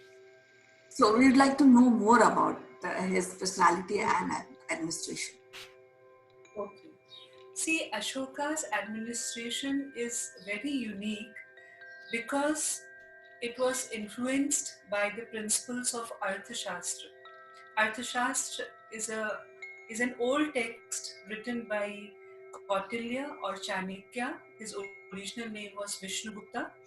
And Chanakya was the person who was the mentor of Chandragupta Maurya. And he was the person behind the fall of Nanda dynasty. After that, only Chandragupta Maurya could establish the Mauryan Empire.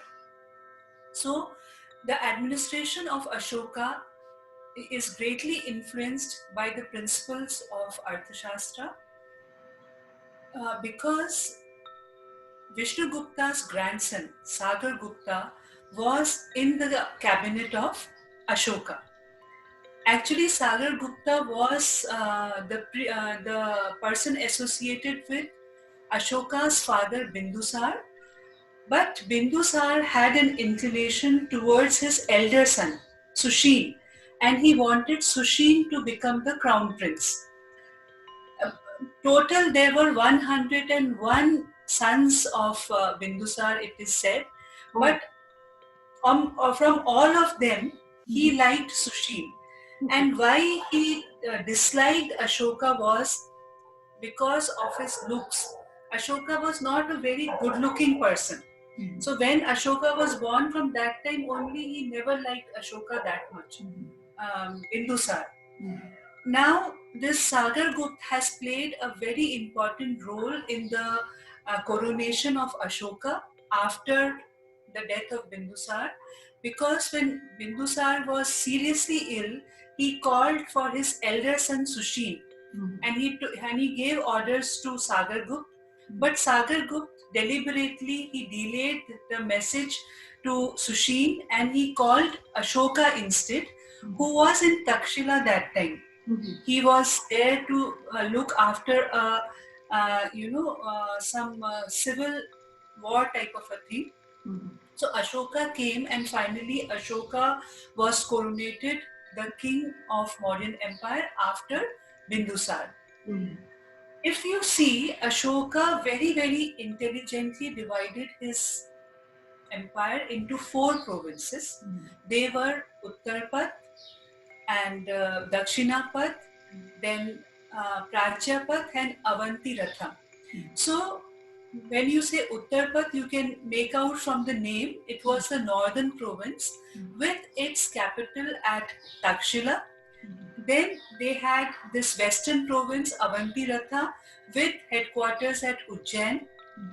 After Avantiratha, the Prachyapatha, the eastern province, with its headquarters at Tosala. And finally, Dakshinapat, with capital at Suvarnagiri.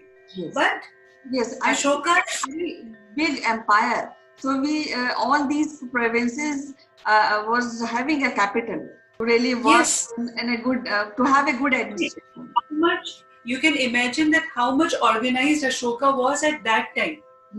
Okay, so he had his headquarters at Patliputra. Patliputra was his capital in Magadha, and from there he managed all the 4 provinces. Because Ashoka's empire was very vast, it went up to now your modern Pakistan, Iran, Bangladesh, all that area was covered under the Ashokan Empire. So, sitting at Patliputra, Ashoka had all the information about the entire empire through his network of spies.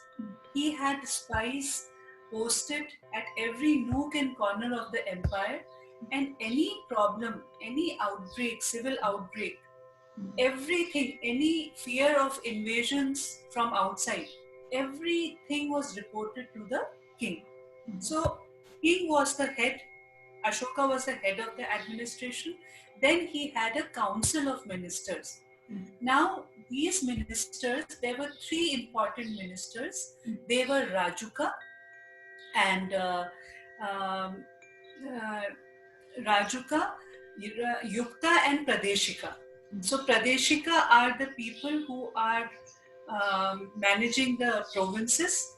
Rajuka are there to survey and assess the land, because revenue was very important, land revenue, to run the empire. The entire empire was, majorly based on the revenues which were coming in from the provinces. That was the income of the modern empire. So Pradeshika, Rajuka and Yukta, these were the 3 main people in Ashoka's administration or council of ministers. Now if we see, we further see this, then Pradeshika was the in charge of overall administration of a district. So there was district, and the smallest unit was gram. Gram means the village. So that way, see, the administration was decentralized. King is sitting at Patliputra, but through his council of ministers, his team, he was able to look after the administration in a very, very organized and a disciplined manner. Both things were there. To keep the empire intact, such a vast empire, and to rule for 14 years without any, civil outbreaks or without any problems is an achievement. And Ashoka did that. See, he was a strategist, and after his conversion into Buddhism, he became more wise as a person. So he was managing both things, his spirituality and the administration. Now, if we see the revenue collection and the maintenance and assessment of land was done by Rajuka. He was the person in charge who would see all this revenue department, and he would the land was surveyed, it was assessed that which land is more fertile, from from where you can take more revenue. So everything was classified very properly. Okay, then the local administration was like this. There was a unit of 5 to 10 villages together. So in those villages, there was one head who was taking care of these 5 or 10 villages, and the intermediate level of administration between the district and that of a village was done by this person. Okay, then the tax collector there was known as Sthanika, because he is localized to that place only. So he was known as Sthanika. And the village, as I told you, was the smallest unit of administration, and it enjoyed autonomy to a great extent. See the beauty of the administration, that he gave freedom to the village head to operate at it at his own level. The village were given autonomy, which you hear now. This word autonomy is more popular now, but just imagine in 261 BC, after the Kalinga War, when he was setting up his administration, he was very much aware about the autonomy.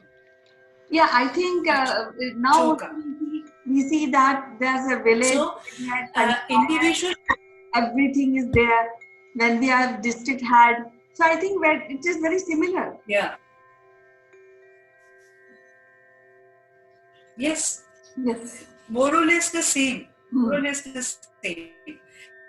And then the individual village had their own set of officials under Gopa. Gopa was again an official in who's under all these individual village heads. They were under this person known as Gopa.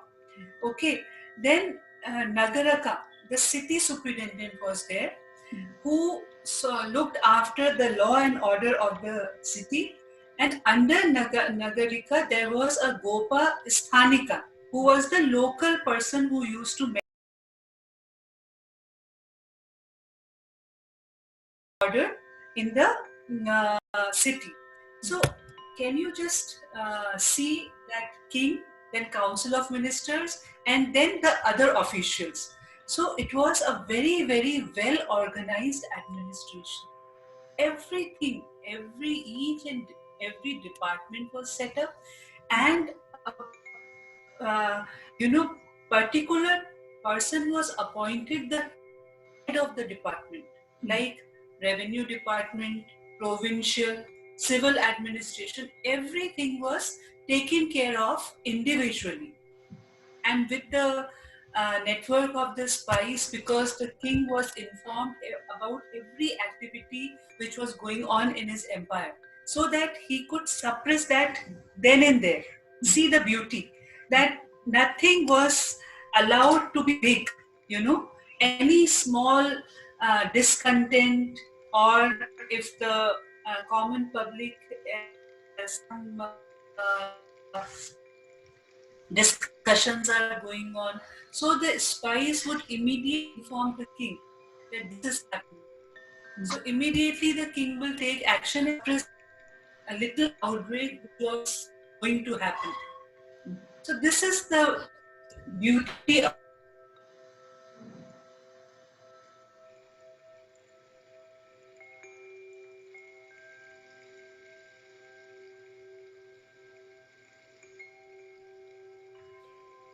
Yeah. So what I feel is that he is a very he used to be very able administrator, but a part of this I think is very like of a benevolent king, and he acted as a father, because I have heard that he has put a stone carved with the directions that you should do this, you should not do this for general public. So every day somebody is coming something a place like Chopal or something.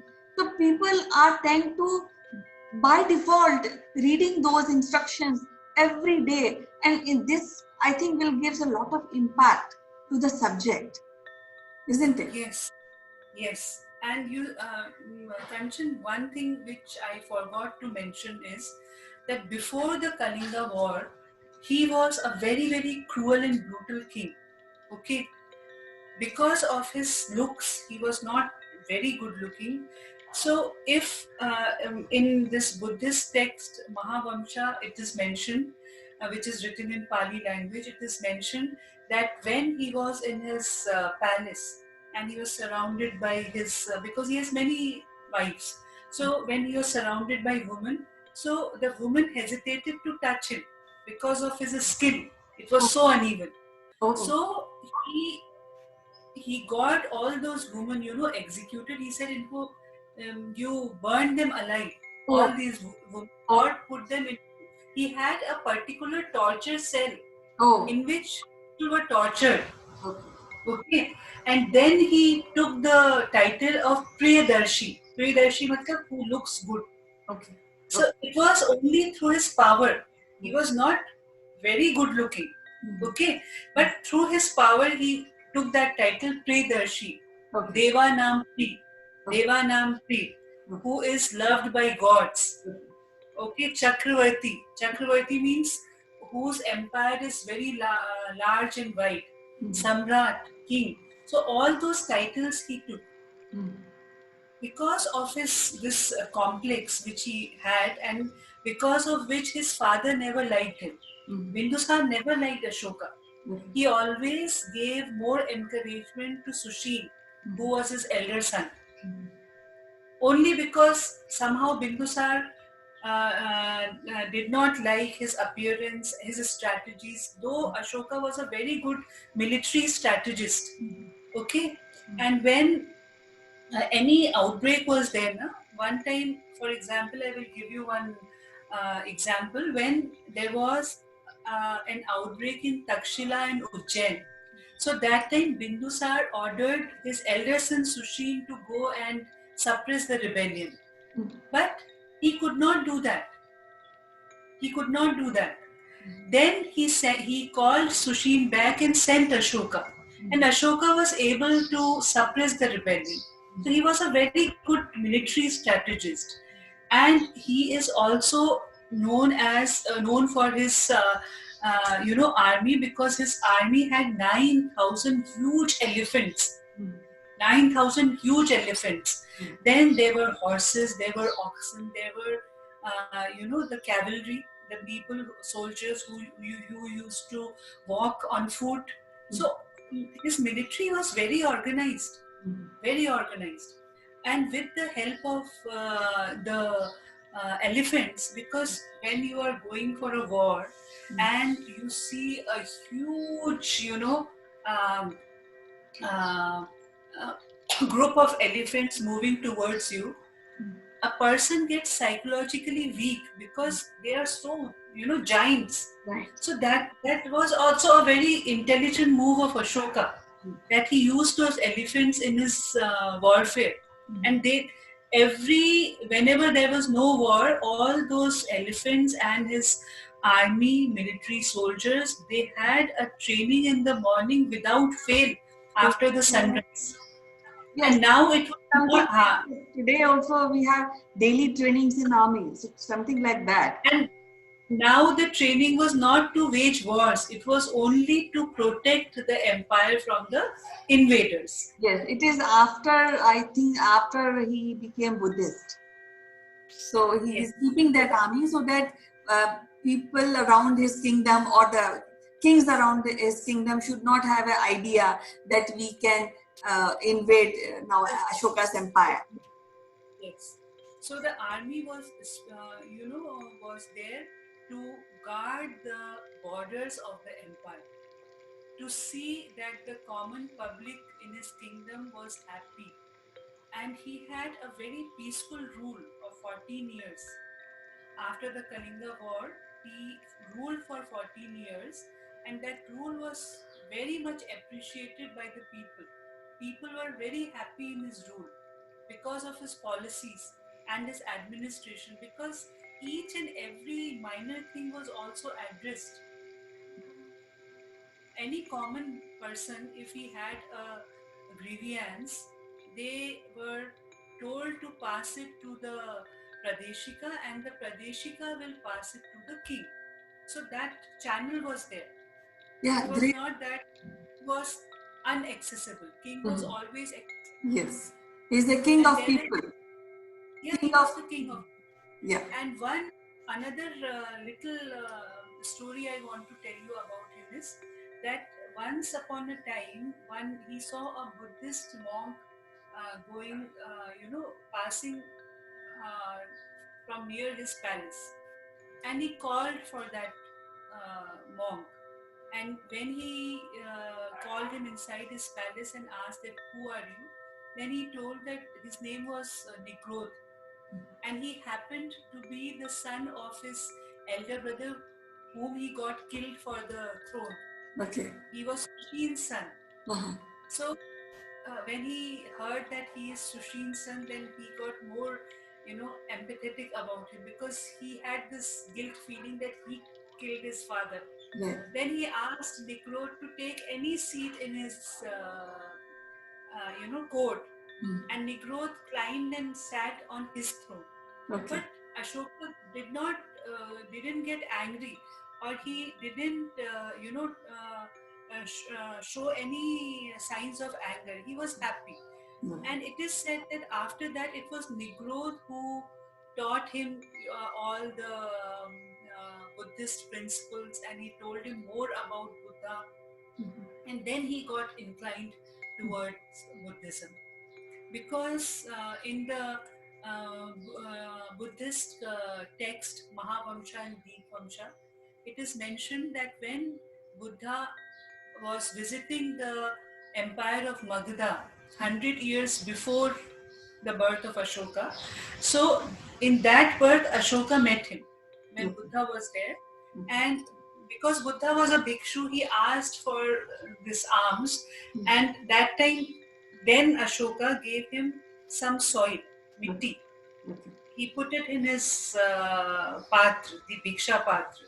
And then Buddha prophesied that time that after my death, 100 years, he will be born as Ashoka, and he will be a big ruler. He will rule the Mauryan Empire. So this was the prediction of Buddha, and it came true. And it is mentioned in the Buddhist text of Deepvansh and Mahavamsha. Yes. So we have discussed about the administration, and we have touched the unique and crucial point of Ashoka's administration. So I'll just wind up this episode now, and we'll be discussing tomorrow about the army of Ashoka and how he has dealt, how he has maintained his army. So till tomorrow, you take care, have a good day, bye-bye. Thank you, Kanchi.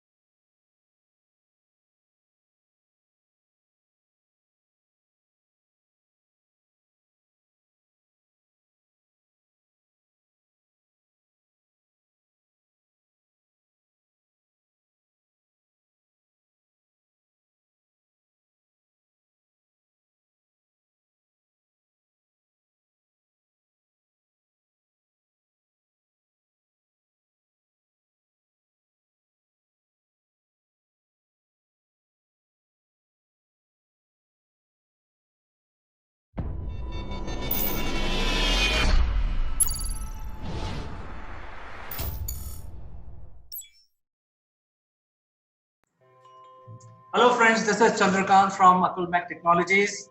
Welcome to Top Brass. And without further ado, let me welcome my friend, my mentor from UK, Mr. Neville Gant.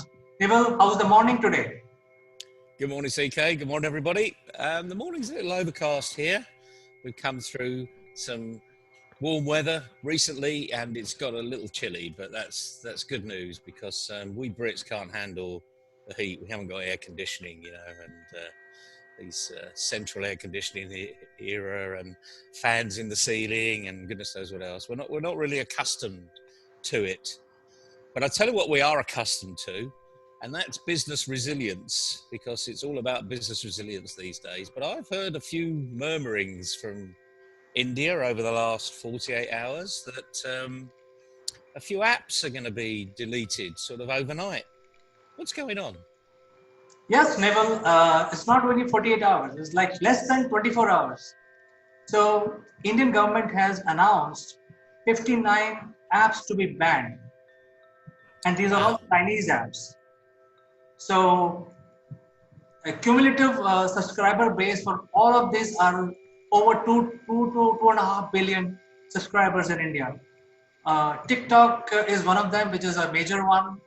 And then there are UC browsers, there are UC News, and there are a lot of Chinese news agency applications, a lot of others. 59 apps are being banned now as of last evening. Wow, I mean, that's got huge implications in the customer service type of arena. I mean, people love TikTok over here, the silly little dances that go on that make people's day. Quite where the value is in TikTok, I never really know, but my children enjoy playing with the app. But let's look from as I say, business continuity side is where it came from me, because just like these online programs like we're using here, I mean, those are at risk. And if you put your business plan around using these digital programs, whether it's apps or an online Zoom type meeting, and you put all your eggs in one basket, and that basket is taken away through no fault of your own, where are you going to go? How resilient are you? Is your business now defunct overnight? I mean, is anyone talking about that in the arena? I mean, you say it's 24 hours, so it's come a bit of a shock to some people, I imagine. Yes, people are getting into all sorts of debates, and they're talking about these aspects as well, but not in too much of a detail, because what happened was the cheap mobiles were preloaded with these apps.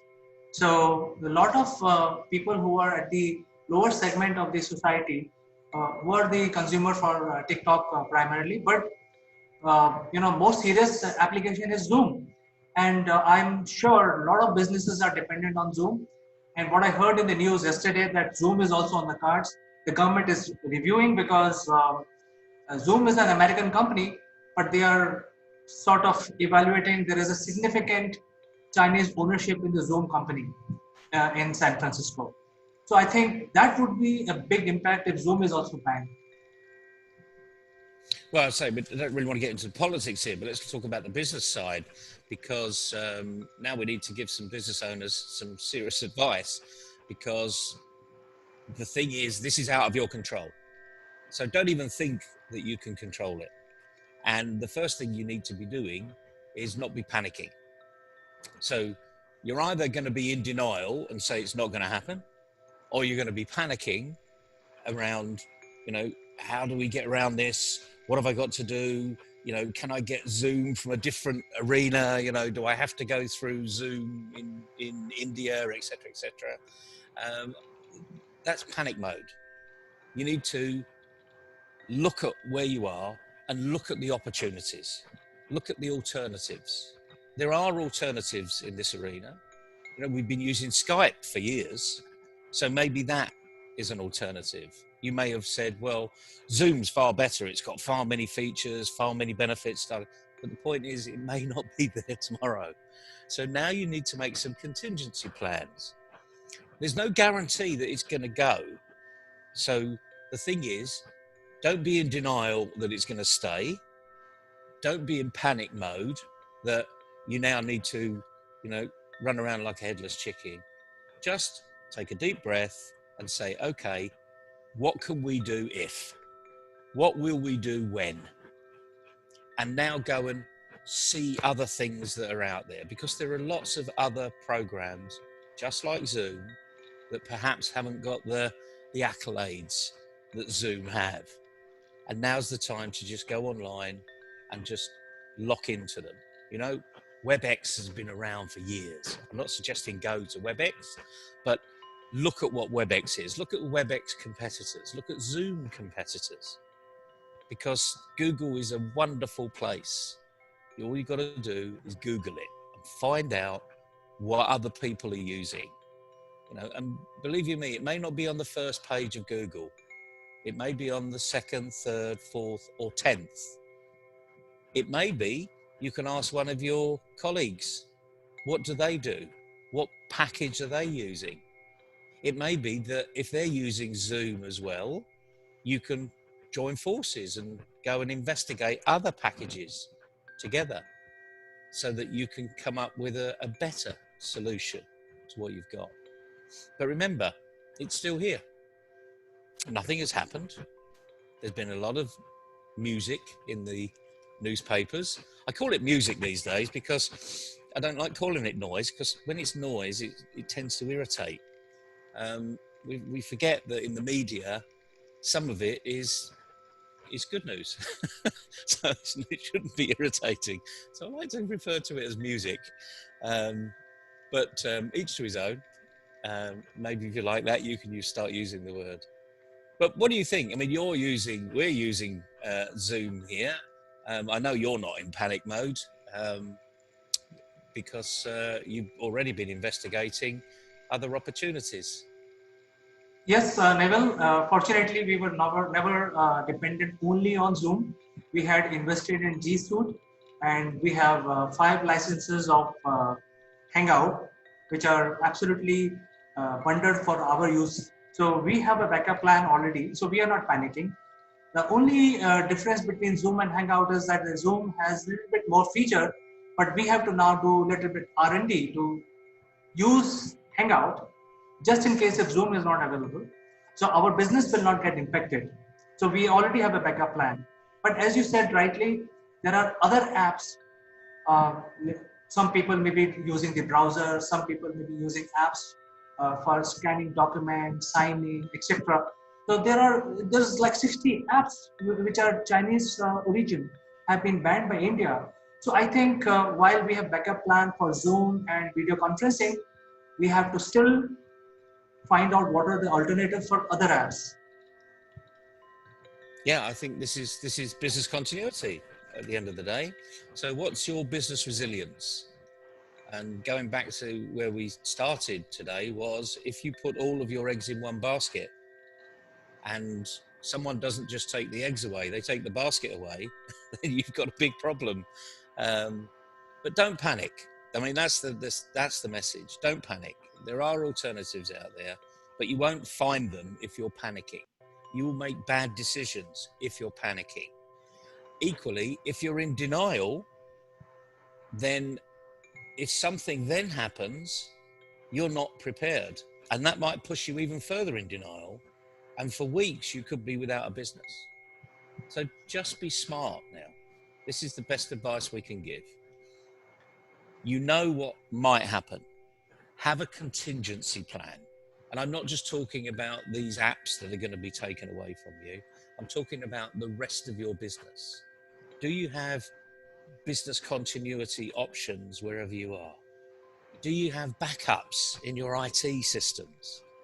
You know, if you're all of a sudden there's a crash at your website that you don't own the software or the hardware, but you've got a service provider that's providing it, have you got a copy? Now, I know the contract will say that it's their responsibility to put it back, but let's face it, you know, this is your business, it's not theirs. Keeping a copy of your current website so that you can immediately upload it is not a huge cost. You know, you can keep it on 1 or 2 or 3 backup files. And remember, don't store all your backups in the same cupboard. What happens if that cupboard gets flooded? All of your backups have gone. And we say this not to make fun of it, but believe you me, people do that. They say, oh, I've got backups. And you find that they're in the basement and the basement has been flooded and they've never checked it. And then the backups don't work. You know, just think that this is business continuity. This is your business. Yes, you've contracted out accountability and responsibility, but fundamentally, your business will suffer if you don't take simple actions. I take a backup all the time, you know, and it's only because I made a very big mistake once and I didn't have a backup. And boy, recovering a week's work from scratch with no backup is not a very pleasant sight. You would not like to have met me in those days. But once you've learned the lesson, hopefully you only learned a lesson once. Sorry, I interrupted you. What were you going to say? Yeah, so I was just making a point that while we make our BCP plans, but I also feel that taken out of this application, I think it's going to create a vacuum for some days. Well, people will start searching for an alternative, but I think the alternatives now find place to fill in those vacuums. So I think the human ingenuity is very, very good, and alternatives will automatically emerge, seeing the opportunity which is available. So I don't think anybody needs to panic, but they have to always look at the alternatives. Absolutely. And it's not, as I say, it's not just about these apps. It's about look at the alternatives in your business. You know, it might actually give you some idea of where you can create a new customer profile. Because once you have this business continuity process that's going through your mind on a regular basis, because like anything else, if you do something regularly and you do it well, it becomes a habit. And that's really good in the fact that it's good habit forming. So you will continually be aware and think about things on a regular basis. There's no harm in that. You know, you're not going to spend the whole day thinking about this. You might spend a couple of hours today because it's spiked. But that means a couple of hours today, you know, maybe an hour and a half tomorrow, maybe an hour, you know, on Friday, and it wanes away because you're making decisions. And once you've made the decision, park it and off you go. But remember, never put all your eggs in one basket. Always have a contingency plan. That's the message for today. It's a very good message, considering the hot news is that the India bans 60 Chinese applications. So I think it's very apt. So Neville, pleasure talking to you today.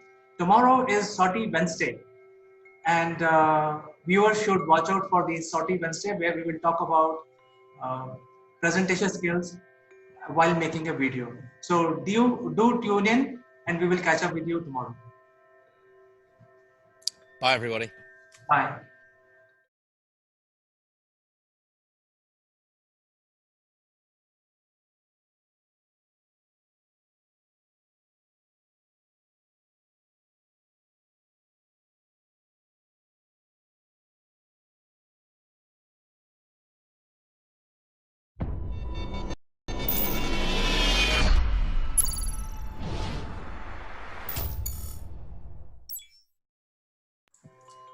Hello friends, this is Chandrakant from Akulmach Technologies. Welcome to Top Brass. And without further ado, let me welcome our guest for today, Mr. Nagesh Sood, who is a well-known human rights activist in India and also a practicing very senior advocate in Ahmedabad High Court. Nagesh, welcome to Top Brass. Hi, CK. Thank you very much. And it's indeed my pleasure to be back with another session with you. Nagesh, for last couple of months, the entire world is under lockdown. People are finding new ways to work. And in such a situation, it is becoming important for people to know what are their various human rights. So today, I would like to ask your opinion about what are the human rights or right to health while you are under lockdown. So what is your opinion about this? Well, Chandrakant, see, we all know that World Health Organization, way back on 11th of March 2020 declared the outbreak of viral disease COVID-19 and had reached the level of a global pandemic. The governments had taken several steps because of the alarming levels of spread and severity, and they had taken some urgent and aggressive action to spread of this virus. And because of that, they, this has been chilling effect on the global economy as well. The governments and the executive have taken administrative actions in parts of the world by imposition of complete shutdown. And why? Because government felt that the movement of people is not essential because they wanted to reduce personal contact. So in all, we have seen that the movement have been stopped. The local transport has been stopped.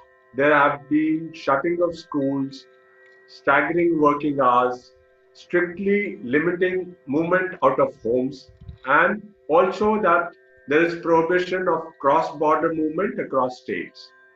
So there has what we see is lockdowns, curfews, quarantines, travel bans have been imposed. So all over the world, the people are subjected to these kind of lockdowns to enforce quarantine or self-quarantine by limiting their freedom of movement. So naturally, when there is a limitation in the movement, the human rights guaranteed to the people have been subjected to restrictions with these impositions. Now, what do we understand by human rights? I'll just briefly tell you about the human rights. We have a declaration which is Universal Declaration of Human Rights that contains civil, political, economic, social and cultural rights. In India, especially these human rights are contained in Part 3 and Part 4 of the Constitution of India. And very important right which I would like to address today during this ongoing pandemic is right to health. Now, international human right law guarantees the right to highest attainable standard of health, physical as well as mental, under the International Covenant on Economic, Social and Cultural Rights. This right under the International Covenant obligates governments to take steps to prevent threats to public health and to provide medical care to those who need it.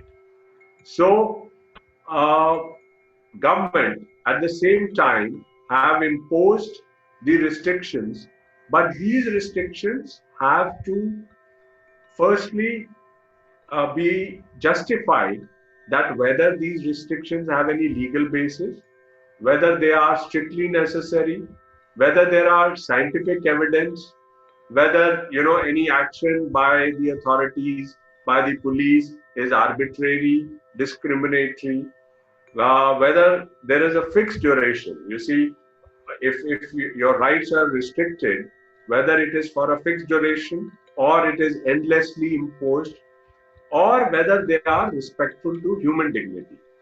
Human dignity is what is important for everybody to live, uh, and that is what is very important, that these restrictions have to undergo these tests. Now, if we talk of right to health is closely related to and dependent upon the realization of other human rights. That is, right to food. We need, for maintaining our health, we need food. So it depends on right to food, housing, work, education, human dignity, life, non-discrimination, equality, the prohibition against torture, privacy, access to information, and the freedom of association, assembly, and movement. Now, I have explained a couple of rights which are attached to right to health.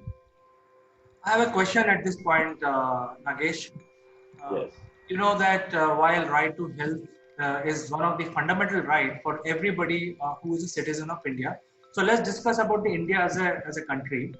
Um, so in this case, what was happening is that we have been hearing on the news that one chief minister said that I will give health services only to certain type of citizens and not the other types of citizens. And fortunately, that order was later modified. At a time when there were issues related to migrant workers, they were moving around without any health facilities. So, in such event, when the government of a particular state says, "Hey, I will not give you health services," what are the laws they are violating by saying that? And the second part two of my question is, what are the laws that migrant workers had when they are actually migrating on foot or by any other means to their states? Yes. Chandrakant, you have asked me two questions. One is the imposition of restriction by the chief minister of a particular state to give medical facilities to any other person who does not belong to that particular state. Now, as we all know, that for an Indian citizen, he has a right to have movement and can settle down in any part of this country. There is no restriction on any citizen of India to move around and settle down in any part of this country. And therefore, people have right to movement and people can come to a particular state or particular city and for their livelihood and for their personal reasons, they can settle down in that state. So when a person has a right to settle down in anywhere, at any place in this country, he definitely must be provided with everything. Everything means right to health, which includes right to food, right to housing, right to live with dignity, right to education, work, etc. So, any kind of restriction of not giving health facilities to a citizen of this country who has come and has a will to stay and choose his residence in this country definitely affects his right, fundamental right to life under Article 21 of the Constitution of India. So there are other rights which are attached, and therefore such kind of restrictions cannot be imposed and they are absolutely illegal. The second question, what you mentioned about the migrant workers. Now, migrant workers, when there was an imposition of lockdown which was announced by the Honorable Prime Minister on 24th of March, the imposition was a sudden stoppage of everything. There was a stoppage of transport, there was stoppage of uh, kind of movement. People were not allowed to move out of their homes. And therefore, while it was necessary for protecting the health and life of the citizen, such a lockdown, strict restrictions were imposed. Now, at that time, when such a restriction was imposed, there was all other activities which is connected to the work of those migrant workers also was stopped. And therefore, when there was no work, mostly migrant workers have earned daily wages when they are employed in any industry or in hotels or in any kind of job they are doing. Most of them are paid on daily basis. And even otherwise, if they are paid on monthly basis, for a considerable time, the work was stopped because nobody was allowed to move. And therefore, under those circumstances, the work, the industry had to stop, and therefore there was no job. Secondly, for migrant workers, they are mostly staying on rented premises. They have been living in rented premises for which they have to regularly pay their rents to the landlords. And when the money was not coming, the landlords, in anticipation somewhere, sometime, or otherwise, when they were not able to pay their rent, asked them to vacate the premises. Now, it was well within the right of the landlords also, because there is a clause uh, which is introduced in contracts like force majeure. Force majeure is whenever something a natural calamity comes, then a certain part of the contract, uh, it becomes not an obligation for the parties of the contract to follow that. But here, when the sudden lockdown came, uh, that force majeure cannot be imposed or cannot be activated in favor of the landlord or the tenant. So that was the situation which constrained migrants to move out of their house. And when there was no Okay, sorry to interrupt. My question was related to right to health. Say, for example, whatever happens with migrant workers, they lose their job, they don't get the money, they don't have money to feed themselves, or even travel, or to stay. So, in such a situation, when the Pandemic Act is applicable, it is whose responsibility to take care of the migrant workers, especially when they are working in upliftment of the economy in that particular state? Why they were left on the street without any food, shelter, and health services? Yes. See, what is essential here to understand is it is always the government's responsibility to look after the rights of the citizens of a particular state or the country. Now, it was the responsibility of the government when the lockdown was introduced that certain rights of these migrant workers or any citizen, so to say, their rights have to be protected. Now, uh, whatever happened at that particular time, there was no arrangement, there was no facility, there was no connection of the government with those people. And although government tried to help them financially by putting some money into their accounts or providing some facilities, but since this happened in a large scale, there were so many migrant workers and there were no facilities and infrastructure available. The government could not reach out to people to give the help or protect their rights, what are enshrined in the Constitution. So it was basically the management failure which constrained the government to reach out to the citizen and protect their rights. So, in such a And situation, therefore, yes, in such a situation, when the lawmakers of certain states, because all these news of migrant labor issue was coming from not everywhere, but it is coming from few states. So when the lawmaker in the states are violating the law and not providing basic fundamental rights to their citizens, to Indian citizens, how this should be treated from a legal standpoint? What is your opinion? definitely, whenever there is a violation of rights, there are courts to protect your rights. The courts are the ultimate protectors of your rights. And whenever there is a violation by the government, the citizens can very well approach the Supreme Court or the High Court whenever there is a legal violation of their fundamental rights under Article 32 and under Article 226 of the Constitution of India. there is a provision of writ where as any citizen of this country can approach the court and ask the court to protect their rights, which includes human rights, fundamental rights, we call it in Indian perspective.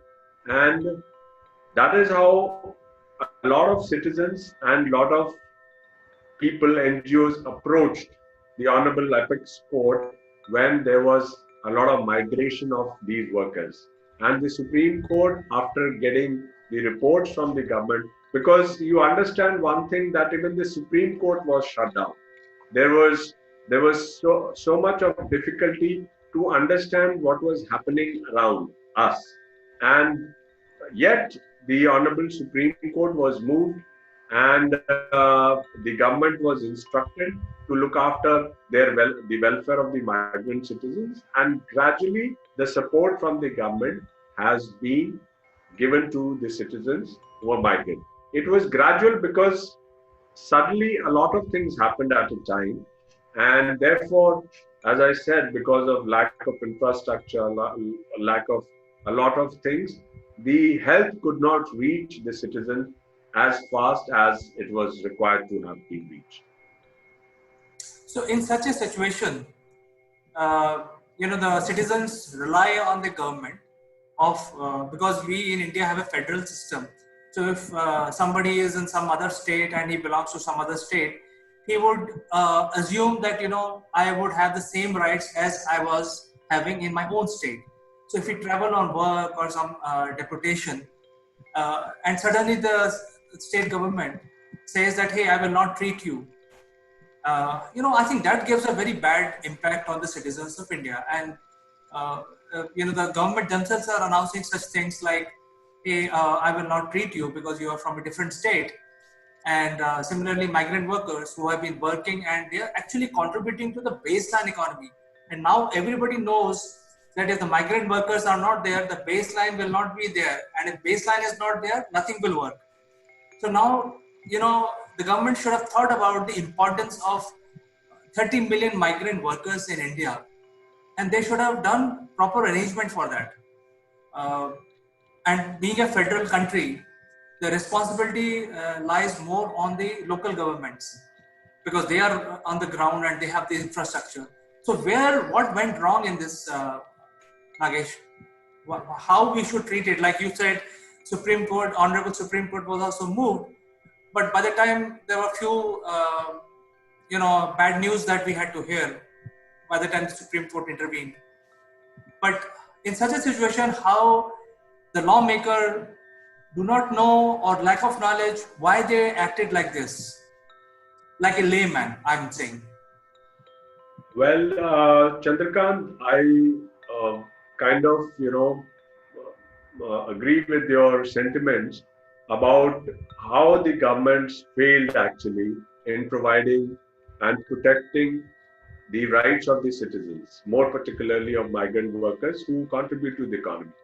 Now, first of all, I would like to uh, convey that when the lockdown occurred on 24th of March, it was such a sudden thing to have been announced, and at that particular time, what facilities were available with the government was not as much as we ought to have had with the government in order to see so much of pandemic, the effect of pandemic which could have gone or which could have affected the people of India.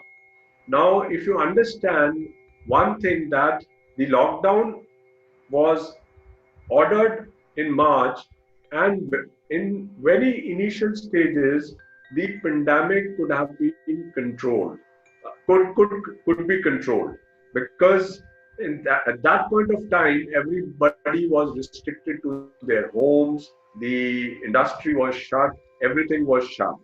Now, at that time, the effect of that pandemic was so low, and therefore the government, despite not having the infrastructure facility, started working towards it, because there were no beds in the hospital, there were different facilities available. It was very costly affair to have, get yourself treated in a private hospital. Then there was lack of facility in the government hospital. So I think the effect and the lockdown was so sudden that everybody was kind of surprised and were not aware of what was happening. And to move the government machinery, as you know, is a bit difficult. Though we have a disaster management committee, though we have a force which is available to us, but we definitely lacked warriors like doctors coming forward, cleanliness staff, and other people who were to be put at place so that the facilities could have been provided. So that took, I think, a lot of time. And now when the lockdown have started being lifted by the government, we see that quite a few arrangements have been made for protecting the health of the citizens, providing basic facilities like food and basic amenities to the citizen, and also uh, now there are jobs which are being provided by the government and the private sectors which are being made available to the people. It has to have a gradual thing, but I think it has made everybody now aware that one should be prepared with these kind of situations so that the way we have suffered all along during this backdown should not happen again. Uh, yes, Nagesh, I think you're also talking about certain learnings, and this is a very huge subject. And so one thing is very clear and very sure that the Indian Constitution gave the right to health to every citizen of India, and nobody can take away that right. So thank you very much for bringing that point up, and it was a pleasure talking to you, Nagesh. We will catch up again tomorrow, and we will discuss, one other human right uh, which is available to citizens of India. Thank you very much, CK. It was a pleasure being with you. Thanks a lot. Have a good day. See you tomorrow, Nagesh. Bye-bye. Take care.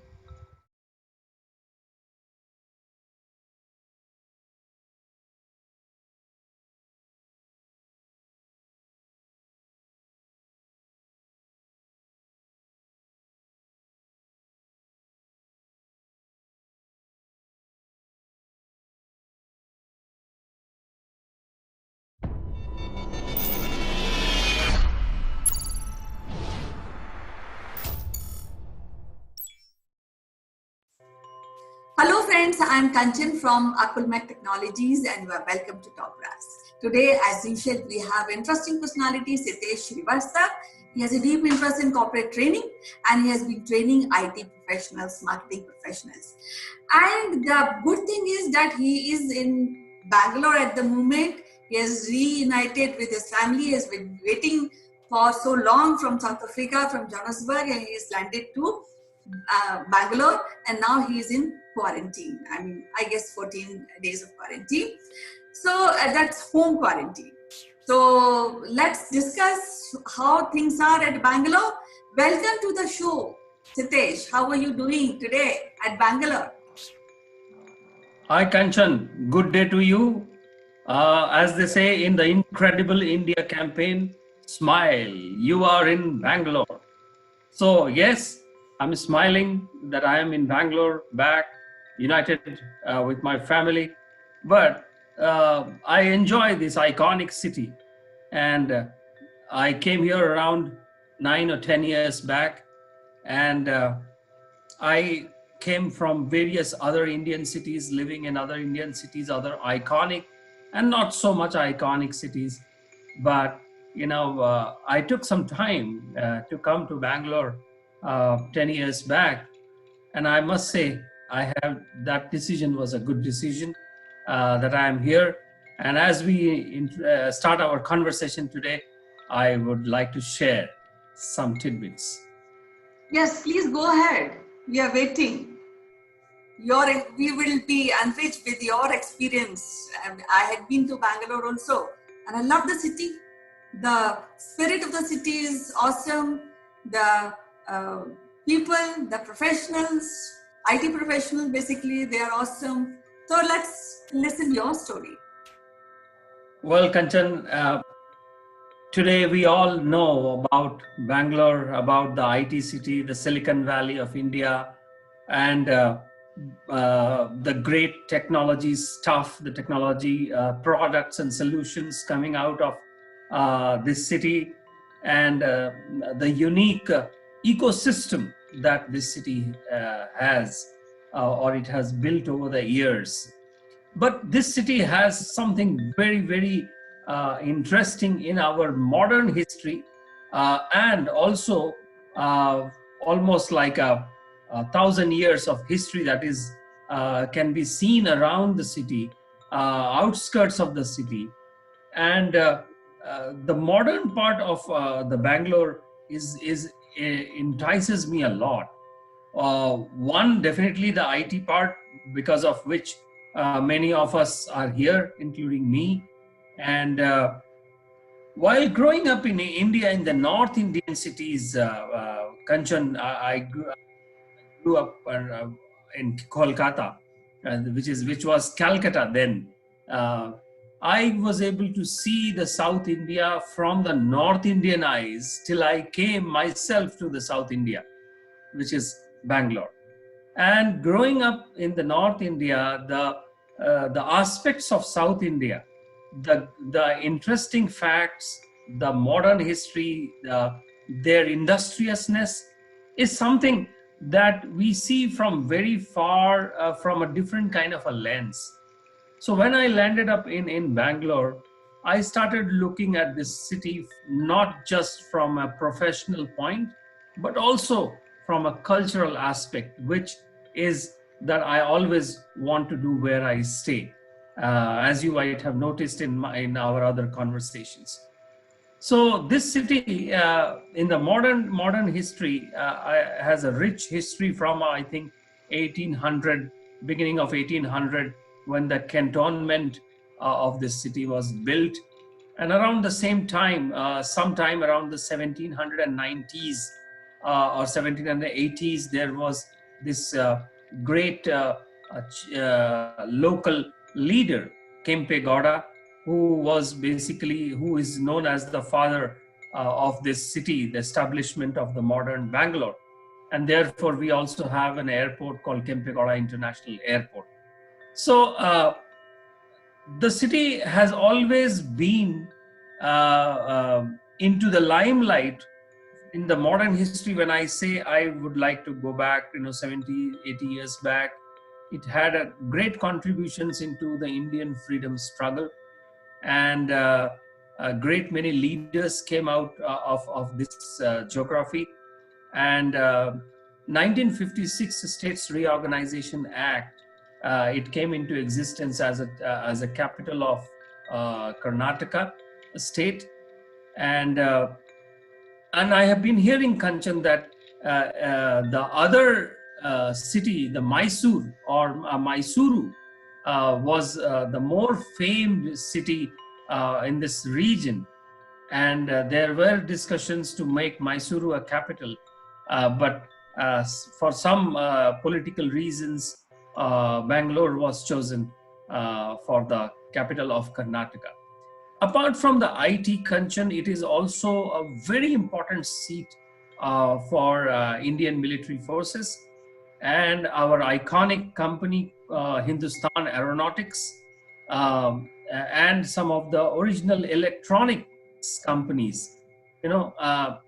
People today who work in Bangalore, they only think about the IT, but Bangalore is more than IT in terms of even the professional world.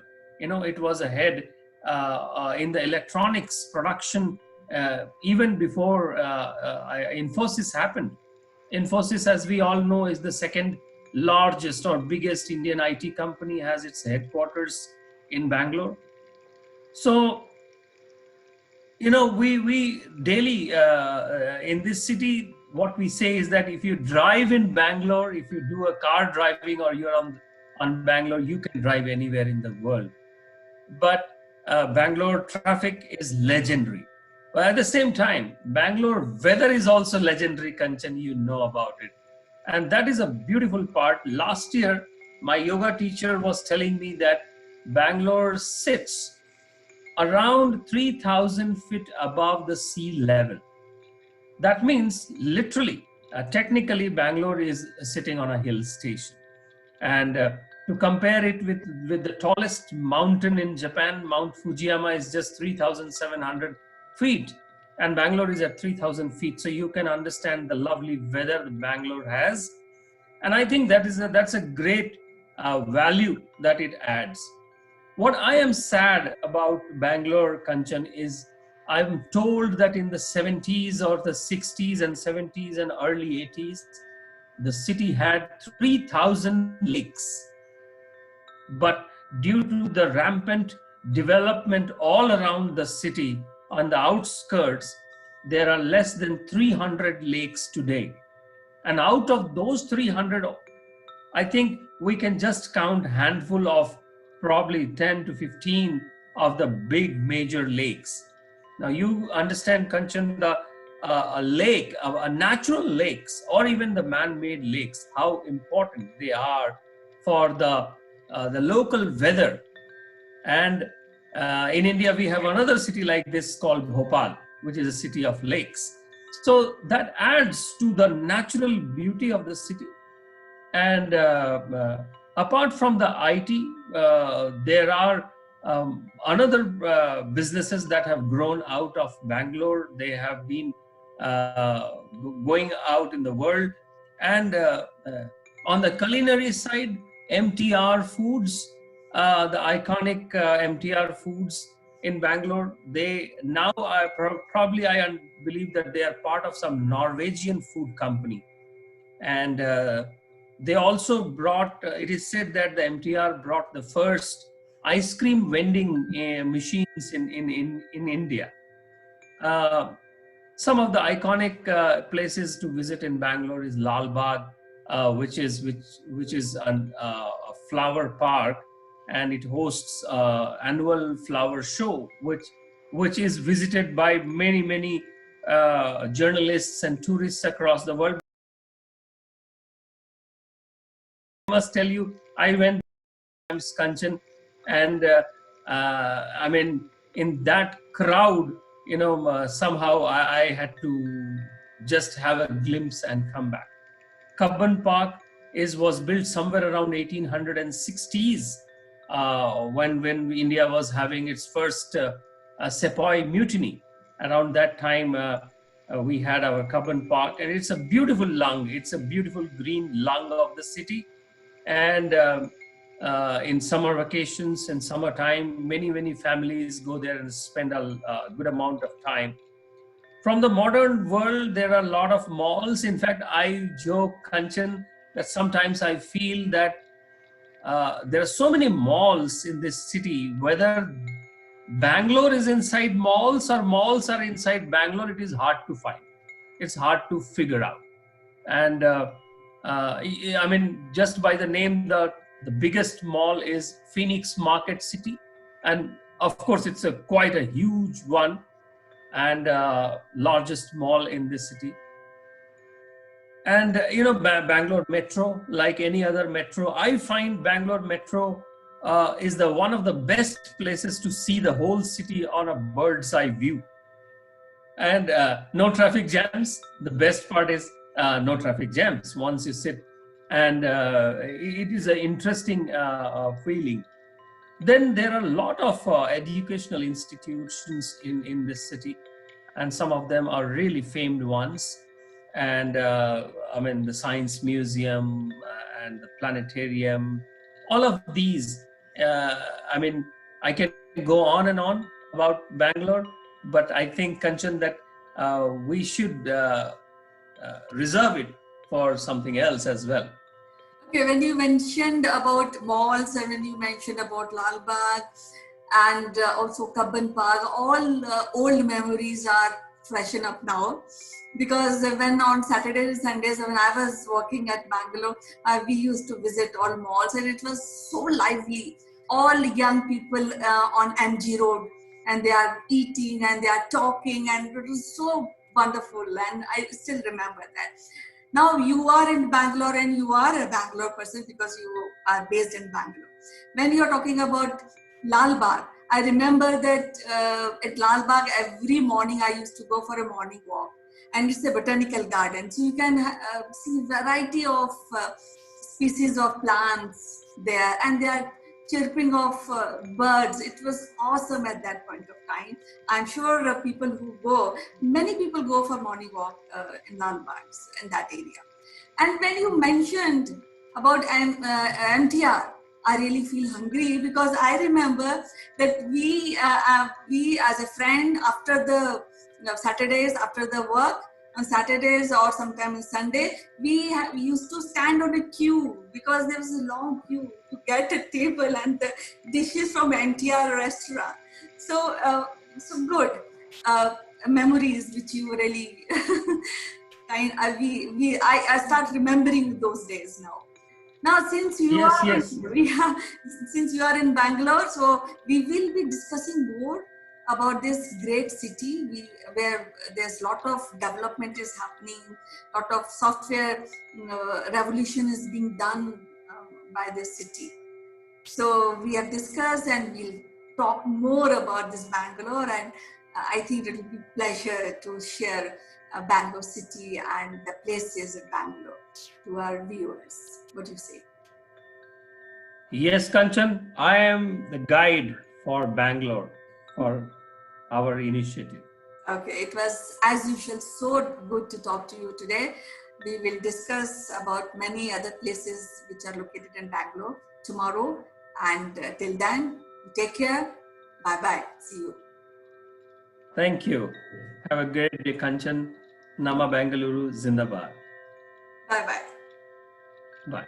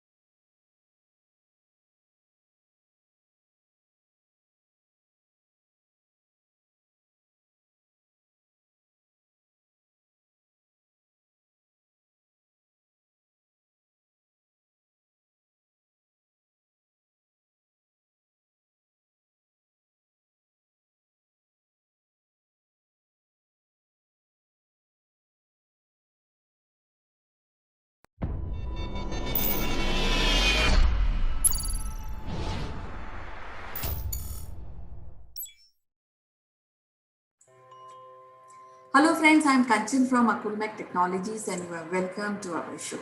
Today I'll be discussing about one of the wonderful actor. Yes, none other than Sean Connery.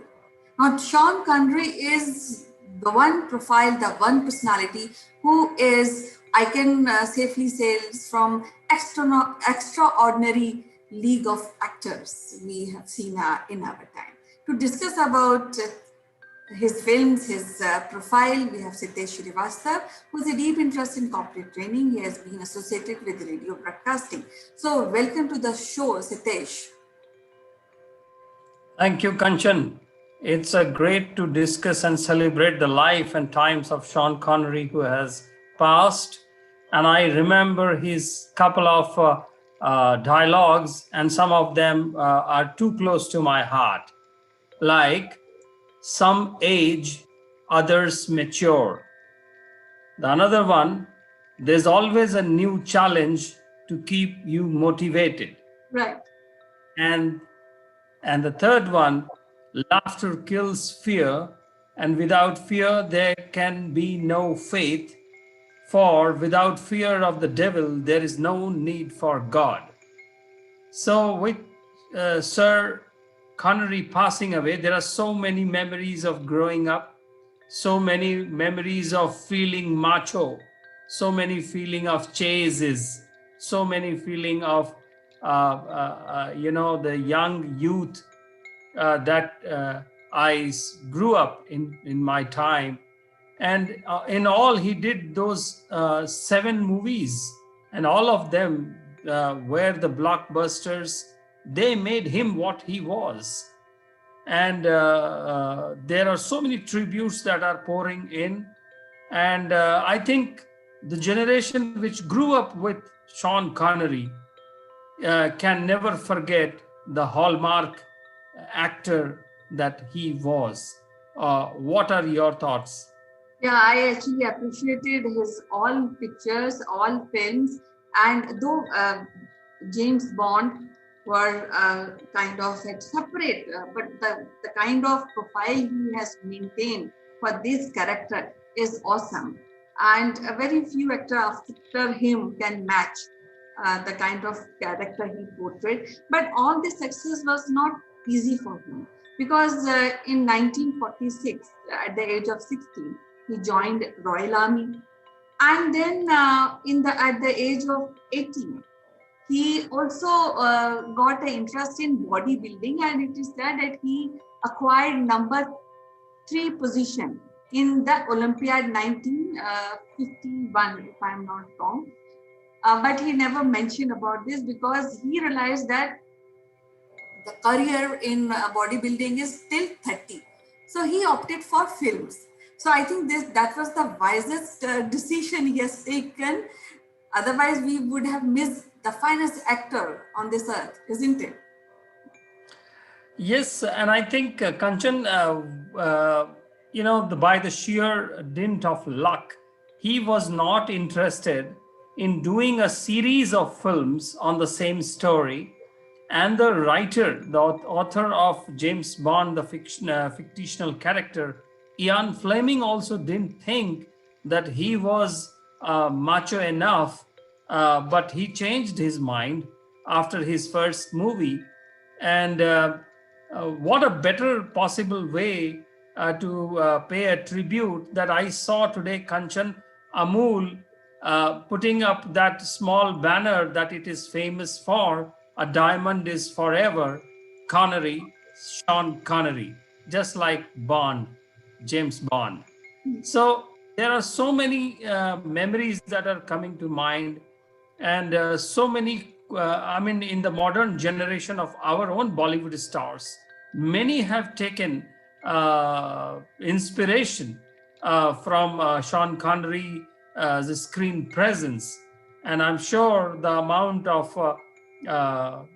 the words that are coming out of our Bollywood stars and television stars and movie stars, that is unprecedented. In fact, I'm amused to learn that Nasiruddin Shah, the great actor, says Sean Connery reminded him of Jackie Shroff, a person who didn't take himself seriously. And that I would really, I'm just thinking, what kind of statement is this? Yes, you're also making me think about this statement. But keeping these statements aside, we have cherished his the films, and you know that he started his career in a small theater and the television productions. But first job he took up was a milkman, and he was supplying milk, and later on he also worked as a babysitter for I think close to 1 year to a journalist and his actress wife. So success is never kind of easy for Sean Connery. But once he has took up uh, Bond series, and he has established a style, an action style through his movie. The character he portrayed was awesome. It's so remarkable, and you always take something after of his the essence of James Bond with you once the film is finished, isn't it? Yes, and this is I'm just seeing so many footages of his movies, and some of those footages are beyond James Bond also, and I'm seeing tidbits of that footage. And when I find time in coming weekend, I would see some of his earliest Bond movies. And Amitabh Bachchan, our own Amitabh Bachchan, shared a screen space with Sean Connery in that movie, The League of Extraordinary Gentlemen.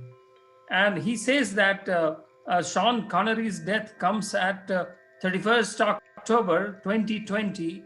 And if you add all of those, and it comes to the total is 007, the number of the Bond. And he says he gave life to 007. So I think the personality of Sean Connery can be not only seen from the impact that he made on the youth, he also made an impact on a glamorous cinema. The cinema that was, if we remember Kanchan, in 50s and 60s, cinema was more about a social experiment, especially in India.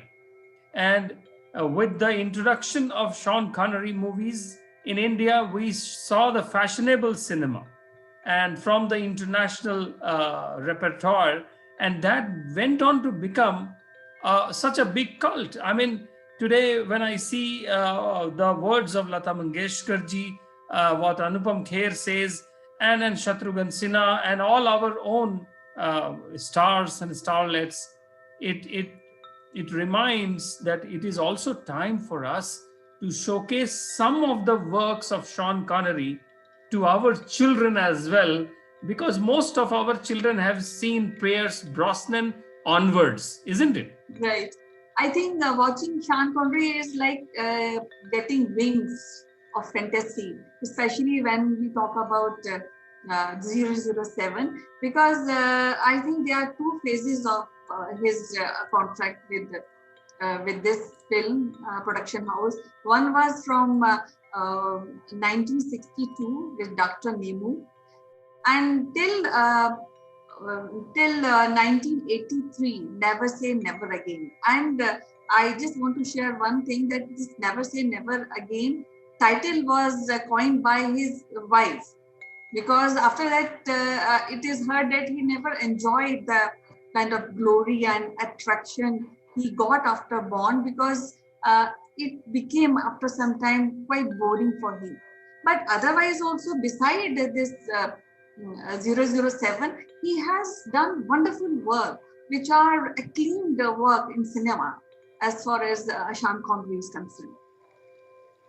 That's right, Kanchan. And I think this is also the time to remember that he also featured in some other popular films as well, like Indiana Jones and the Last Crusade, Highlander, Marnie, Family Business, Untouchables, The Man Who Would Be King, and he winning an Oscar for The Untouchables, being knighted by the Queen in 2000, some of the highlights of his career. Right. And in fact, I'm quite amused to tell you, Kanchan, that yesterday some of the memes were being passed on, and in one of the meme it was shown that there was some letter he wrote to Steve Jobs, which turned out to be so fake.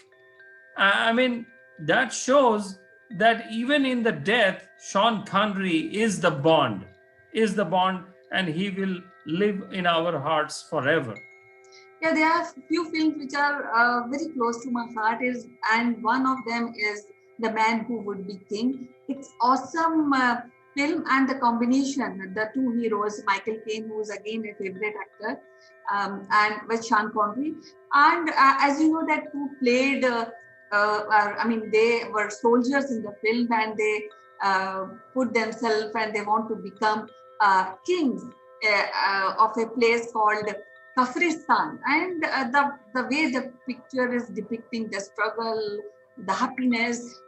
This film is very close to my heart, and a part of this, one is Untouchable, and one other is action movie Raw, which I really enjoy, and I can see these films time and again. Any day you can ask me to see this film, I'm ready.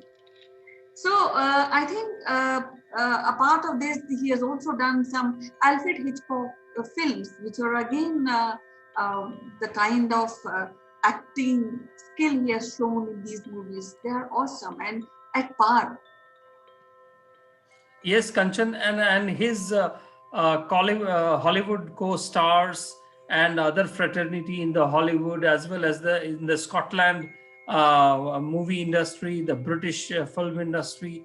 There are so much is being said about Sean Connery, Sir Sean Connery. I would always think, Kanchan, that these transformational stars, they probably say some written lines.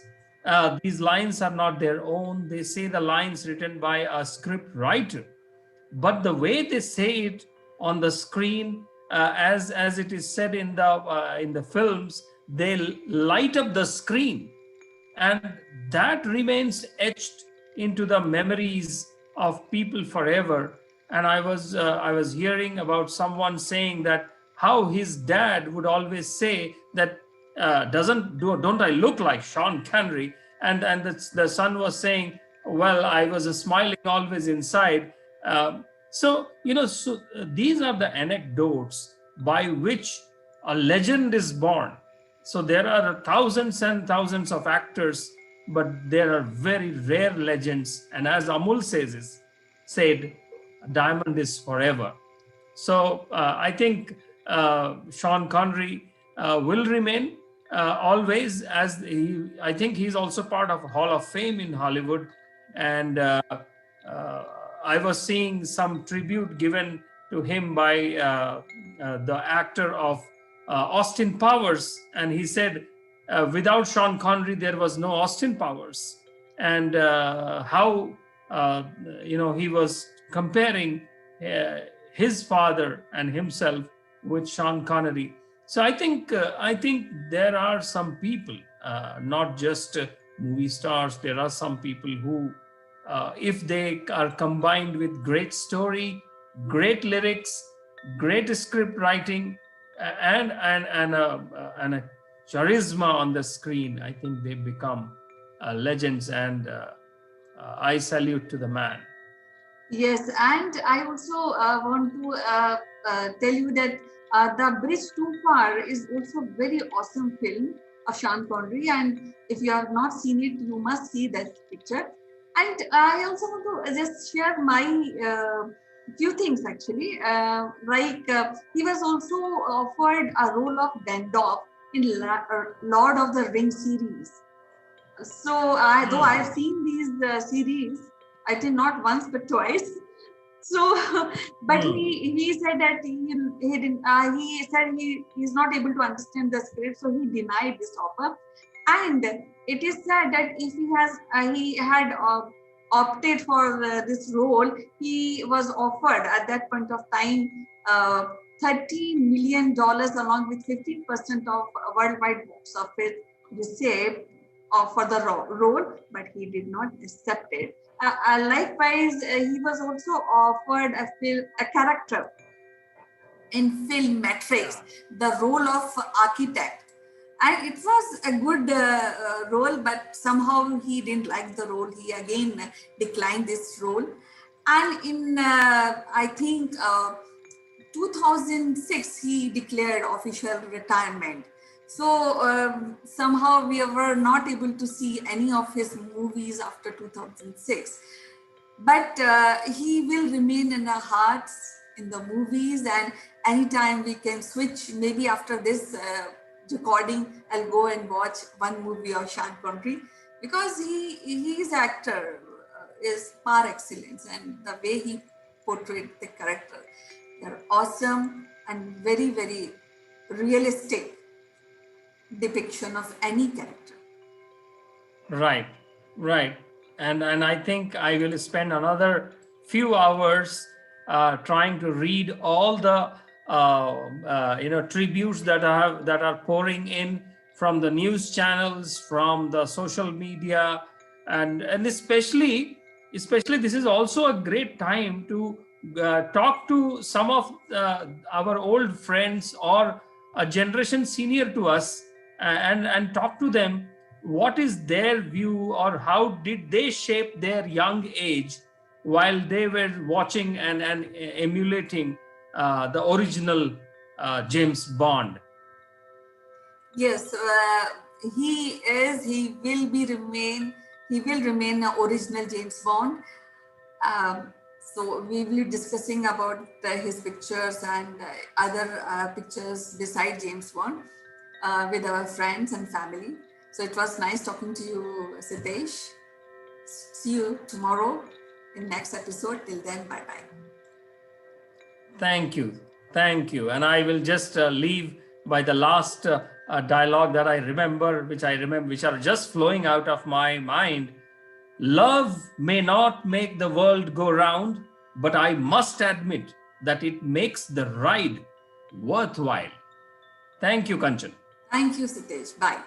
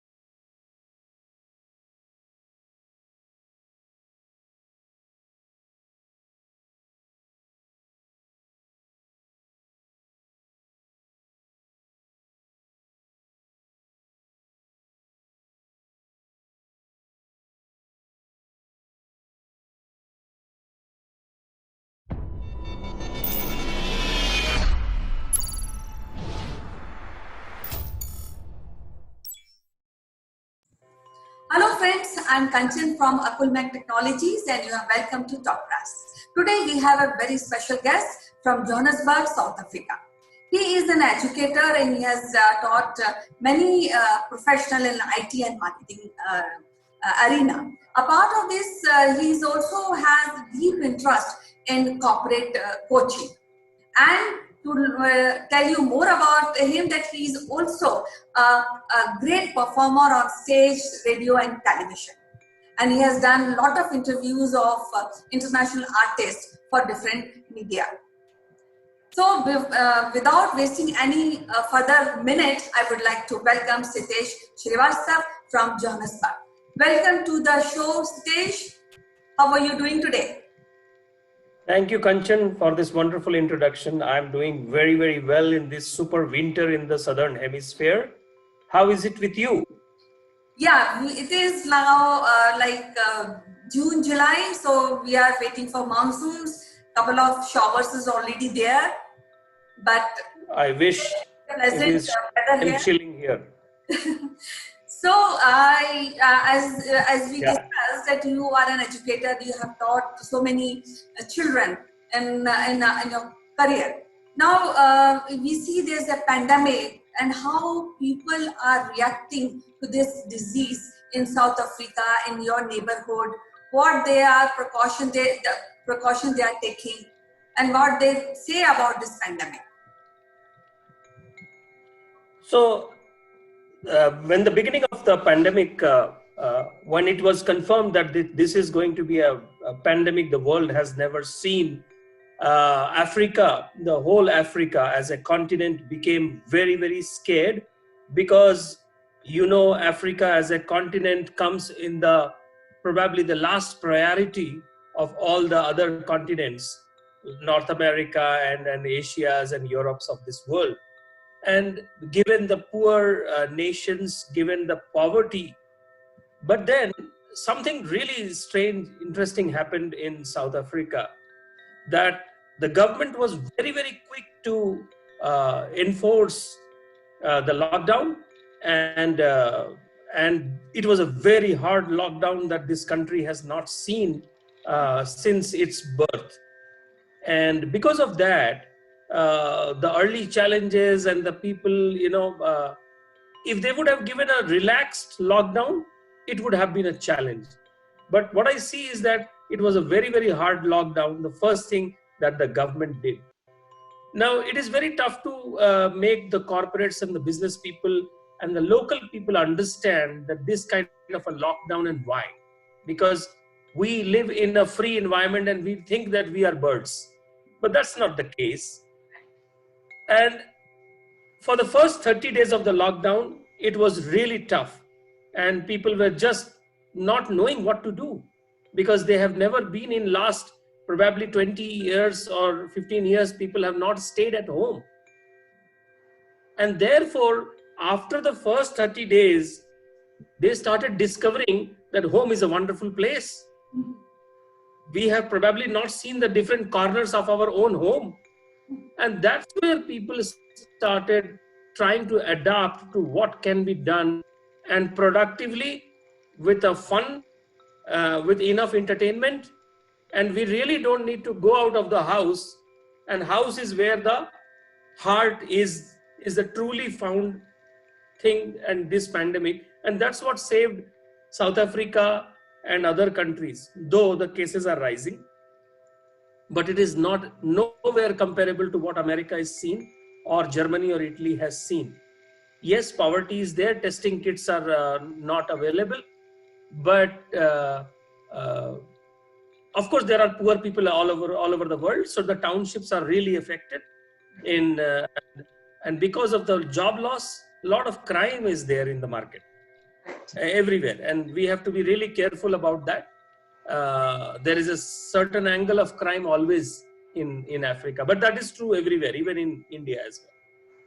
Now, So, yes. so people have started living it. Okay. So now there is a major change in education sector also. I have come to, you must have witnessed that from physical education, all classes and education and learning is shifted to online classes. So what is your take on this change? Because earlier children used to go to school, they were interacting with the children, they have a huge playground to play. Now they are at home, stick to the computer screen and attending the classes. So what do you think is this change will benefit, and how you take this change? See, yeah, my take is probably you will find little old school, but I feel that children are not supposed to be learning inside but outside the home, in the free environment where they can touch, see, smell, jump, climb, slide, all of these things. And that is the best education for a child who is trying to explore this surrounding through his senses.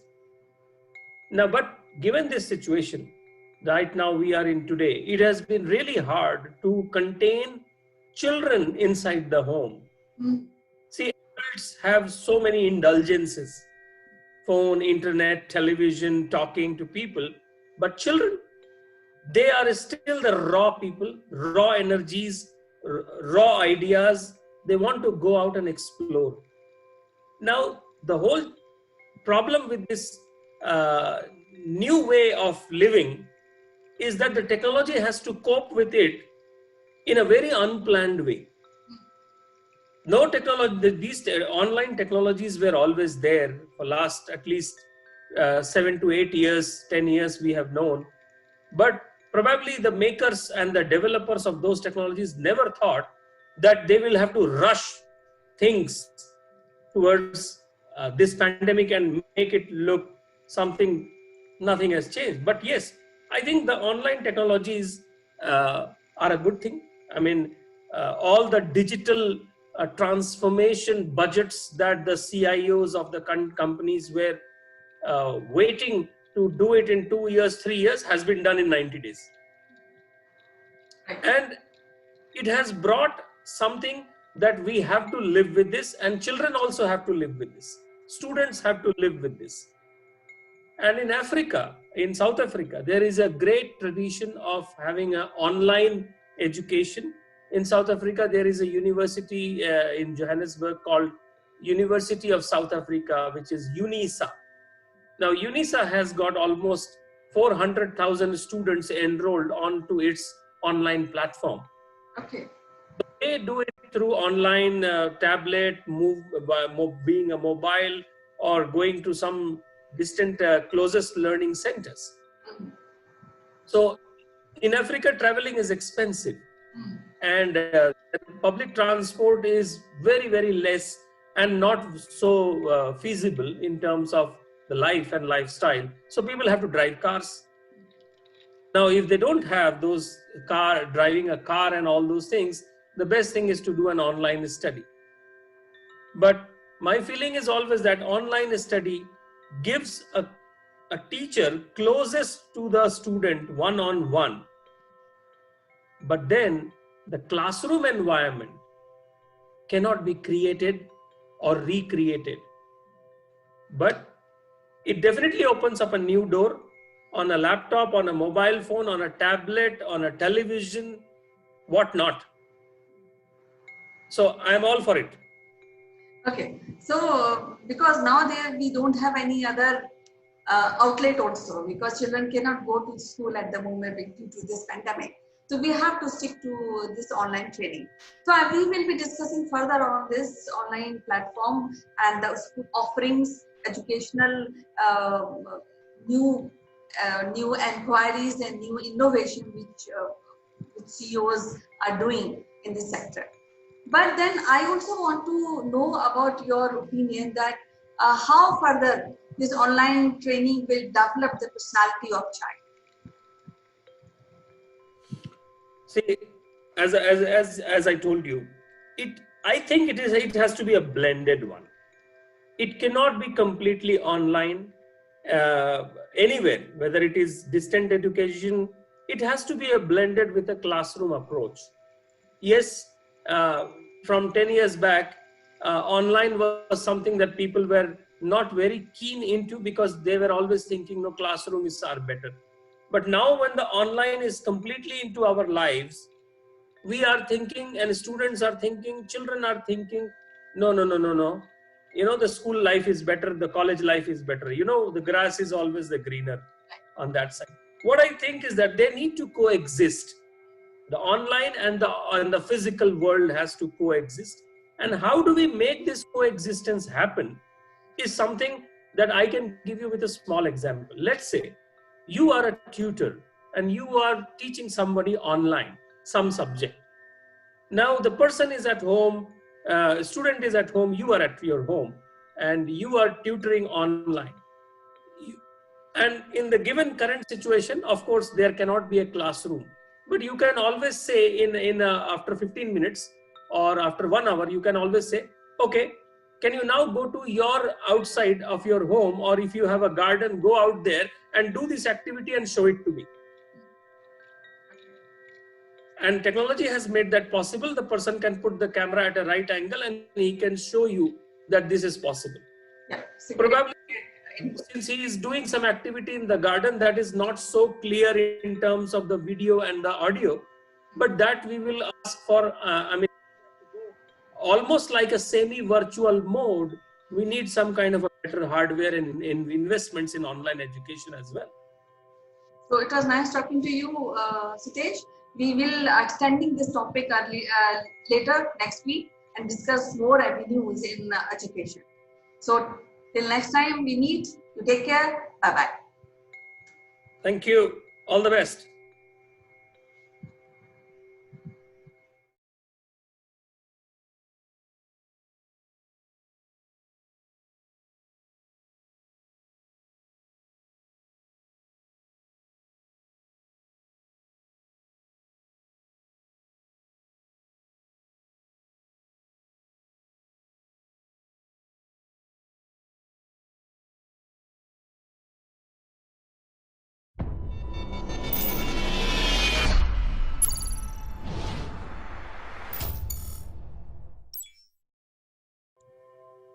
Hello, friends. This is Chandrakant from Akulmach Technologies, and it is my honor to welcome you all once again on Jeremy Blaine Live.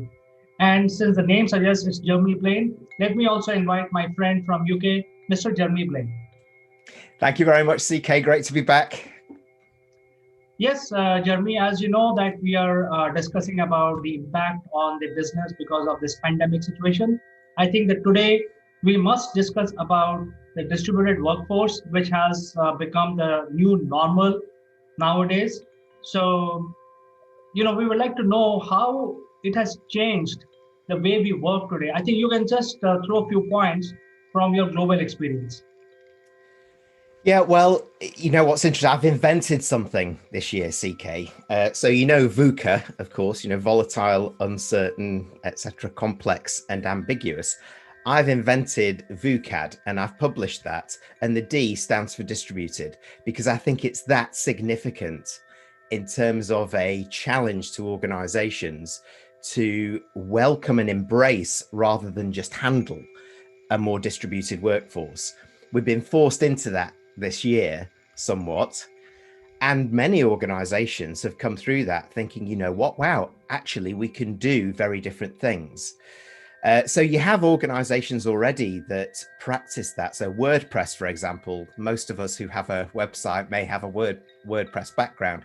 They're 100% remote working company, 100% distributed. They don't have an office, so they have spaces that they can gather. Even some of the more traditional businesses this year have come out, like McKinsey, for example, you know, big one, Barclays, PwC, talking about this has helped us reimagine what our working could look like. We estimate, some of them were estimating that they can take away 40% of their bricks and mortar offices, which is a huge change, which is for me why I go back to the point I added the D to VUCA, because this is a significant challenge, but it also is a significant upside when you start to consider the financials. And in fact, one company has already done this way back in the 90s, which was IBM. You've got a high proportion of their workforce already working in this way, and it has saved billions of cost for IBM over the years, and it's the way that they're going to work moving forward. And many more are following suit now, CK. You know, Jeremy, I think you make a very valid and very strong point, and you also added D to it. But let me share a little story about myself. Um, just trying to bring to a point where we can ask you a second question. The story goes in the middle of last year, we were experimenting with something called virtual office. And the idea at that time was that we don't have to really depend on the workforce. I mean, we have two offices in India as a company, but we didn't want to restrict ourselves to only two locations because talent can come from anywhere. And we were experimenting. In the end, we got POC done by two companies. One was an Israeli company and one was a LA-based company. And the product is a virtual office product. And what it does is basically create different video sessions, and then it has all the other ingredients which are required in an office rolled into it. So things like timekeeping, attendance, you want to call your colleague for a cup of coffee, you want to go for a meeting in a meeting room. So all those functionality and probably much more. There was a lot of collaboration, integration with Microsoft platform, also with Google Docs, and much more. And then the pandemic started. So for us as a company, it was very seamless migration for us to move on to the virtual office platform. And I must clarify to you that our intention was not to, leverage the distributed workforce. Our intention was to basically reduce cost, because what we were saying is that, hey, why have to look at large cities to hire people in my own office when I can go to a tier C class or tier D class city? Probably I'll get the same amount, same quality of resource, maybe better at a much lower cost. That was our intention.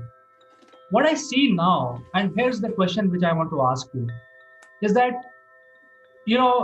the Zoom has come in a big way, and all these video conferencing tools have come in a big way, but the virtual office, and I must also share this information that when we were doing the evaluation of these tools, we found 40 of these different companies providing this similar solution.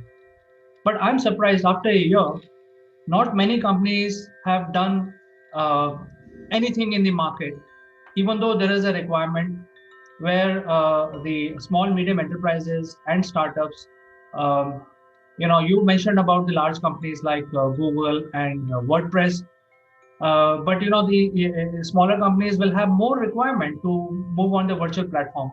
but somehow I don't see that happening. Would you have an opinion on this? Yeah, I do. I do. And like you, I have, in fact, I've been a remote worker for many, many years, probably since about 2004, even way before we had all of our mobile tools. And you get used to doing things with the available technology that you have, and then you create networks. And then as back then, LinkedIn was a really great tool for me to use from a networking point of view. As I then built a business in my previous company, I set up business for Asia Pacific, managing India to the Pacific. And I was based in Singapore for 7 years. And I set up the business, which is a very traditional kind of small, medium business, in a very different way to the rest of the organization, to embrace contingent workforce and to embrace new ways of working, fueled by technology, not overwhelmed by technology, because that is a really good point that you raise. There is so much out there that the danger is it becomes overwhelming and the technology then becomes the issue rather than the solution for everything. If I fast forward to now, then my own business, Performance Works, I operate across continents. I have collaborators everywhere, etc. And we have multiple projects going on at the time, and I am 100% contingent workforce and distributed working. I do not have one permanent employee apart from myself in the organization. So it's first of all, it starts to look at, from my point of view, it's looking at a different business model, and then a different way of remunerating your contingent workers, not just in terms of project payment, but retainers, reward, recognition, which often many organizations don't think. And even as a small business, being able to bring all of that round. So you've got the human bit key. And I found, I'm not sure about you, CK, as well, maybe you'll have a view on this. I found what was really important first, before we got to the technology, was to help everybody get on board with that journey, whether they're permanent or whether they're collaborator resource, and start to adapt the culture of the organization for where you need to be for the future. So more appropriate for the digital era that we're in right now. So people's mindsets were on that journey ahead, and were ready to try new things and change and adapt and evolve. So from that perspective, that is the point then I come into the technology.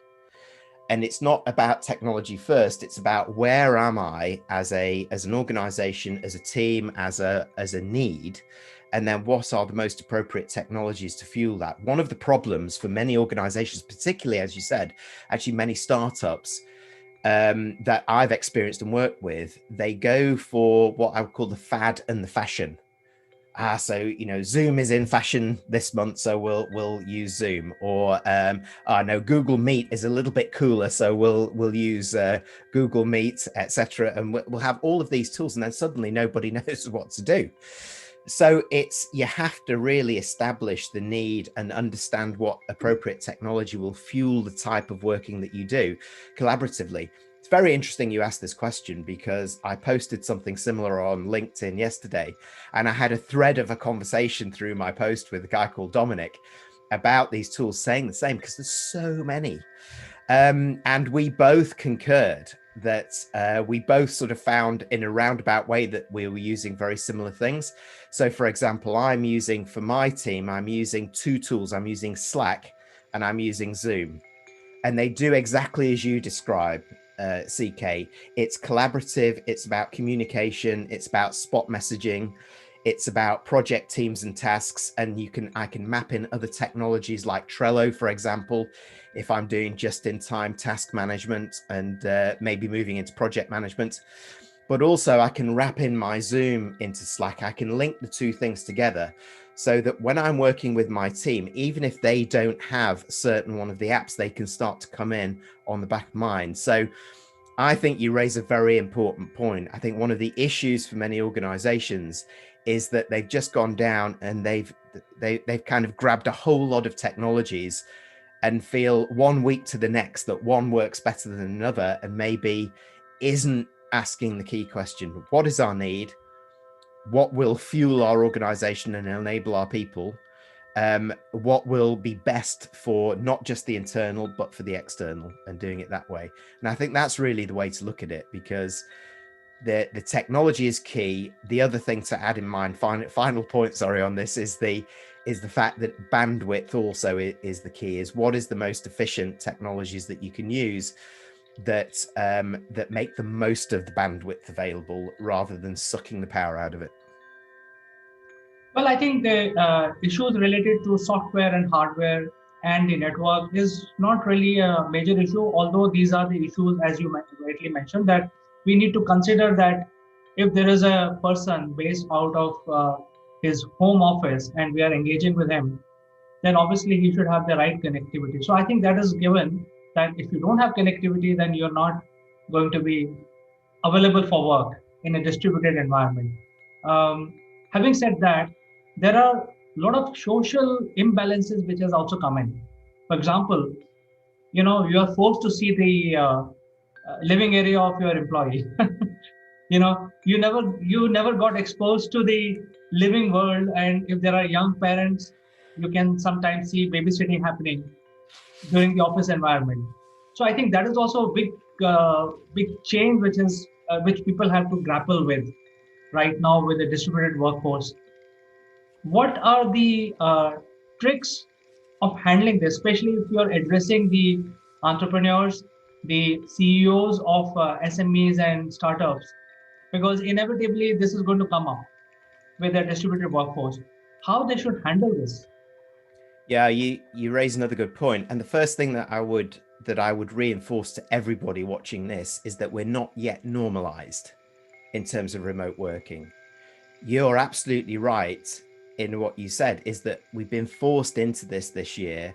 We're all in our homes. I'm embarrassed to say I'm in the old porch of my house. Looks like I'm in a castle, CK, but I'm not. I'm in the old entrance to my house, which has become a little office, because I used to have a co-working space here and another space there. And we get used to that, and we see, cats are walking here and there. We have work-life balance, which has really come to the head. And while some organizations have been talking about it, it's become very real this year, because many people around the world have had to homeschool their kids as well, who've been off at the same time. Maybe they're a single parent, maybe they're two parents working, and they're having to balance all of this and sharing it. So organizations, as much of people, have had to be very flexible. And in fact, it's the smaller organizations that have been more agile and more adaptive to this, of course, because they haven't had to transcend age-old processes that are in place and struggle with legacy technology which isn't fit for purpose to help organizations. So many startups and smaller organizations have managed to make some very quick wins in this space and be more enlightened in terms of how they're operating with the individuals. Now, before we got to the pandemic in 2020, there was a lot of work done around space and place, because this was a trend that was already happening. We talked in one of our previous discussions around the rise of the blended workforce, the independent workforce, which is there. And they were using, like I was, things like co-working spaces, working hubs, could be things like WeWork or independent places in the cities that they were working. And they were creating the social sort of centers for themselves around these places without necessarily having to be in the office that they were working for. And that's whether they were permanent employees or whether they were independent workers on a project, to be fair, because that's the two things coming together. So Cushman and Wakefield, actually, who are a big sort of infrastructure organization, did quite a lot of surveys around this and looked at space and looked at workspace and workplaces, and thinking about how creative some workplaces have become to create these very usable spaces that not only provided great work environments, but provided the social environment that they found was lacking, because not many organizations were doing it. We only hear of many of the big organizations and if you like, the more trendy techie organizations like Google or Spotify, and what their offices look like and how they've thought about the spaces for their for their employees. That has now filtered through to many organizations, traditional ones, but particularly startups and small medium organizations who realize they can make small changes that make a very big difference.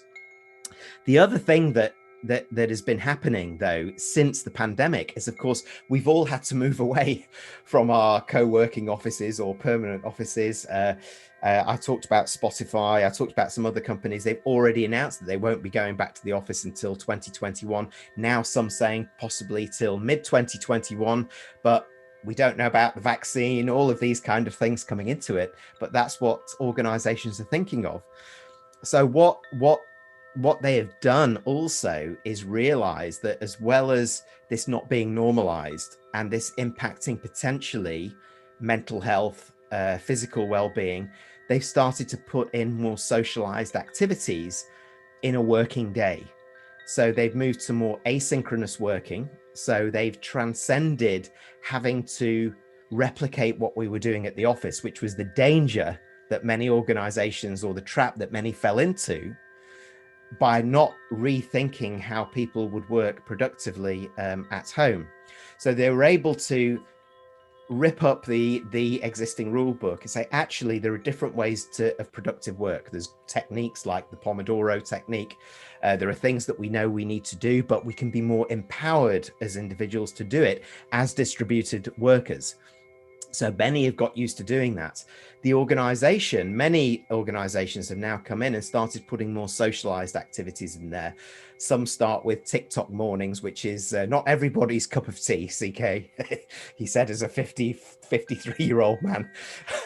But for some it is, and particularly in newer organizations, younger millennial organizations, these kind of things make a difference because it's energizing, engaging, mobilizing, motivating.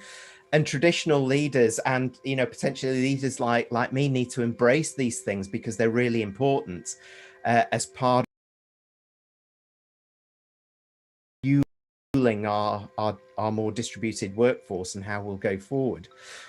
There is one other aspect which we've not picked up on, which is a very important one in distributed workers now, and the ability for organizations to better impact not just their internal community, but the external community to the organization, to where their people are based or where they operate, where their factories might be, and so on, to actually have a more positive impact on society, community, and socialize in the external community too.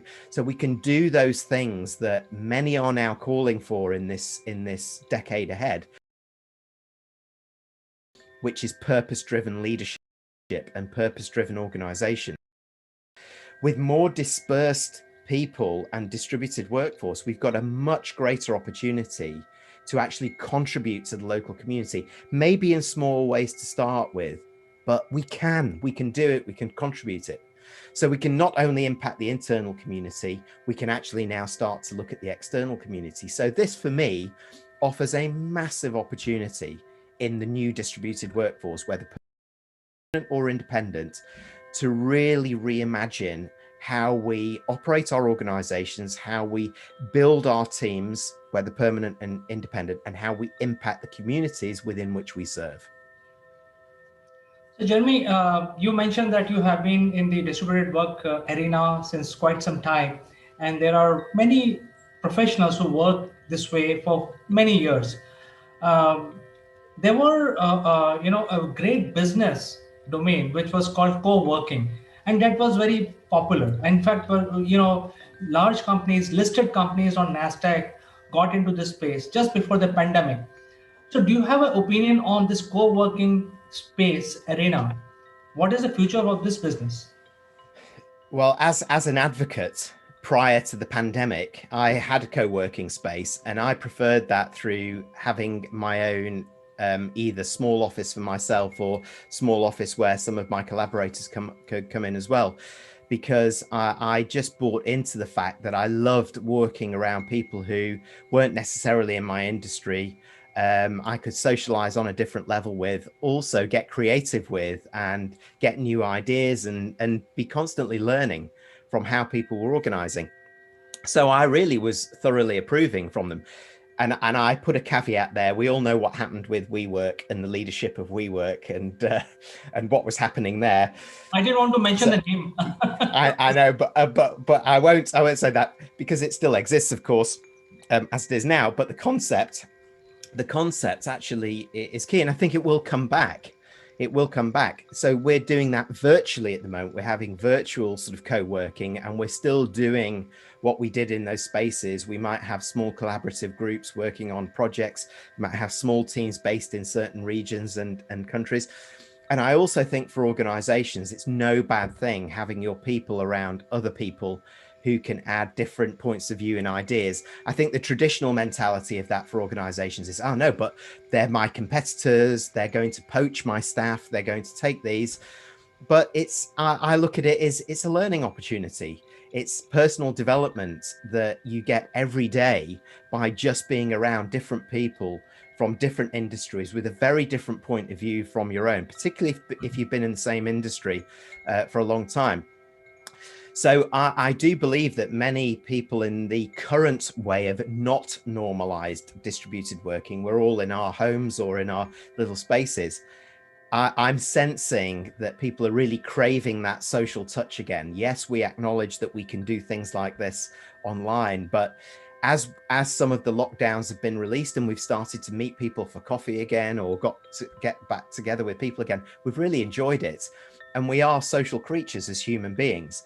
So I think it will come of age again, but I think it will be slightly different to what it was before. It may be reimagined for the post-COVID era, but I think it will be with us for a long time. And let's not forget what I said before. Many of the organizations the big organizations who are now coming out saying, look, we think we can reduce our bricks and mortar footprint by up to 40, even 50%. They're going to have to deal with their people somehow. Some will be home working, but some may be in co-working spaces that they will create relationships with locally, potentially, and give people the opportunity to be more socialized, either with their own colleagues or with other people, which they're realizing now more than ever is really important. So I think the co-working arena will not go away, but if somebody can hold on to it, then probably after a couple of years, it will come back again, become a reality of the distributed workforce. So I think we have run out of time today. We had a very interesting discussion. I think there is a lot of ideas and a lot of techniques which people have to learn. And I think you are available to our viewers always, where if they want any help, they plan to transition from brick and mortar setup, from co-working setup to truly virtual space, I think they can reach out to you. And in the end, I would like to just make one comment that you can actually make the perception quite real if you put your Excalibur behind you. Yes, exactly. Exactly. You certainly can. And you are in UK, so it is going to be very believable. You have a castle and you guard your castle with your Excalibur. I know it would suit here, wouldn't it? Because, I think I may have said to you before is that it's interesting because, of course, a lot of my work is over, from India right through to the Pacific. And when some people see me for the first time here, they genuinely do think that I live in a castle. And of course, now I now believe it myself, and I just start with that now. So I'm coming to you from my castle. Next time we meet, I'll see if I can get Excalibur on the back for you, CK. How's that? Great. So we look forward to your shining night suit also. Yes, okay, great. That's excellent. Thank you very much, CK. And we will catch up next Tuesday. Jeremy, it was always a pleasure talking to you. Thank you very much. Bye-bye. Bye-bye. Hello, friends. This is Chandrakant from Akulmach Technologies. And it is my honor to welcome you all once again on Jeremy Blaine Live. And since the name suggests it's Jeremy Blaine, let me also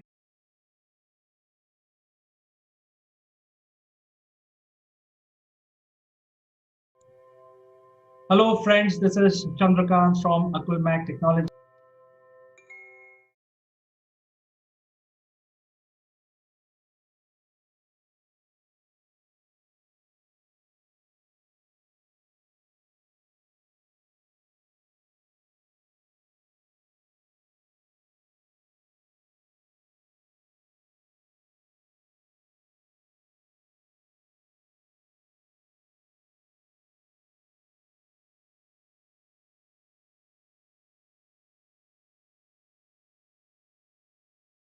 This video is sponsored by Single Point Solution. Single Point is pioneer in production and distribution of electric vehicles like electric bikes, electric scooters, and three-wheelers. Single Point also provide consulting services to small F players.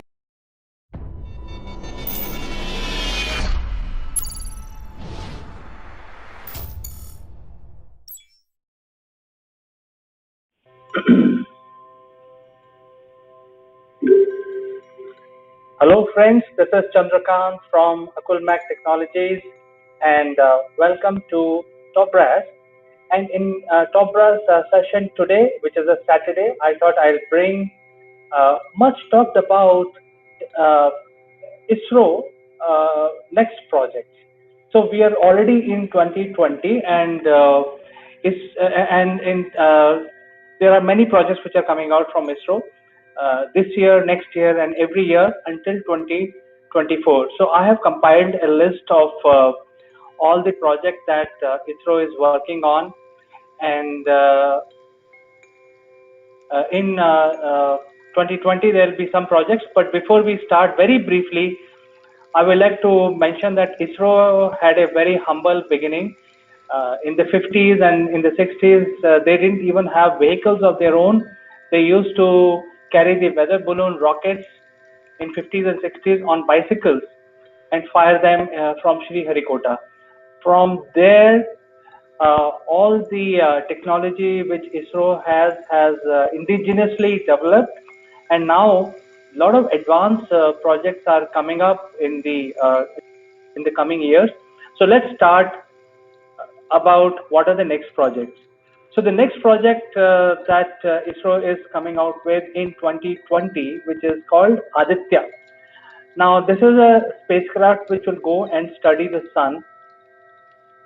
And sun, as you know, has many things. It has many layers, and it is important to study the different layers of sun. So Aditya carries. It's like a space laboratory. It carries multiple devices on board. It carries the visible emission coronagraph.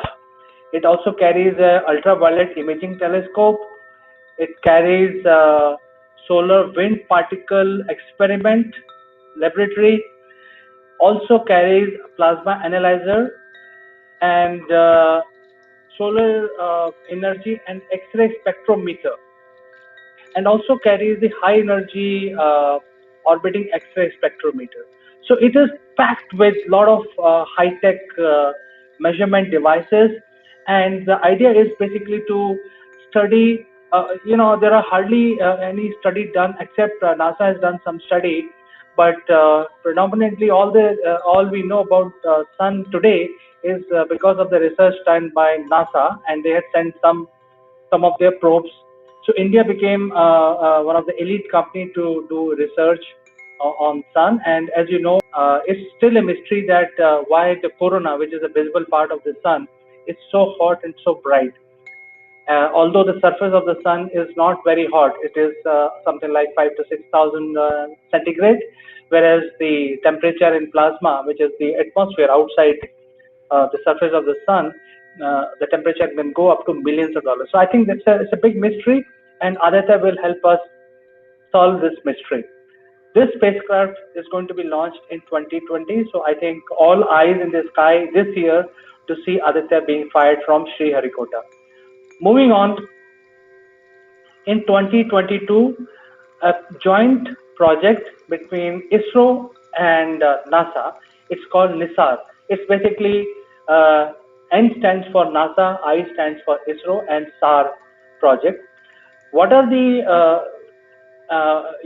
agenda for SAR is basically study the planet Earth, and it carries a lot of measurement devices on board. It will go around the Earth, and it will carry the experiment from space about the planet Earth, which are very complex in nature. Things like ecosystem disturbances. You know how much carbon in forest, and there is a forest fire. What is happening? So any ecosystem disturbances, this satellite will do the experiment and will tell us what is going on with the environment. Other thing it will experiment on is the ice sheet collapse, because as we know that temperature is going up and the polar ice is melting. So how fast and what is going on in Antarctica and the polar region. Any other natural hazards, things like earthquake, tsunami, and also the volcanic eruptions. So this is something which is going to be launched in 2022, and this will make the vital study about the planet Earth.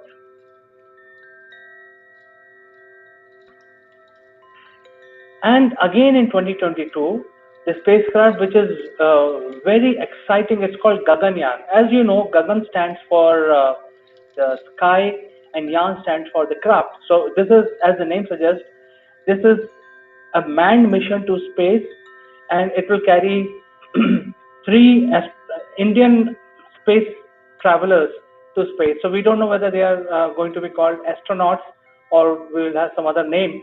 But let's see, we will wait and watch what Indian astronauts or the space travelers will be called. The spacecraft is called Gaganyaan, and this is exactly how it looks like. This is a very complex project because three passengers from India will have to go to space and survive there for 7 days. So they will have to live in a very comfortable environment, and this is how the spacecraft look like. It has a chamber for the space travelers to carry out different experiments and also to sleep and also to do their daily chorus. Um, it should also have life support system. It should also have things like what food to carry for 7 days, and it is going to be a very huge spacecraft. And that is why the rocket which will be firing it is also supposed to have that kind of thrust so that it can carry the payload for the manned mission.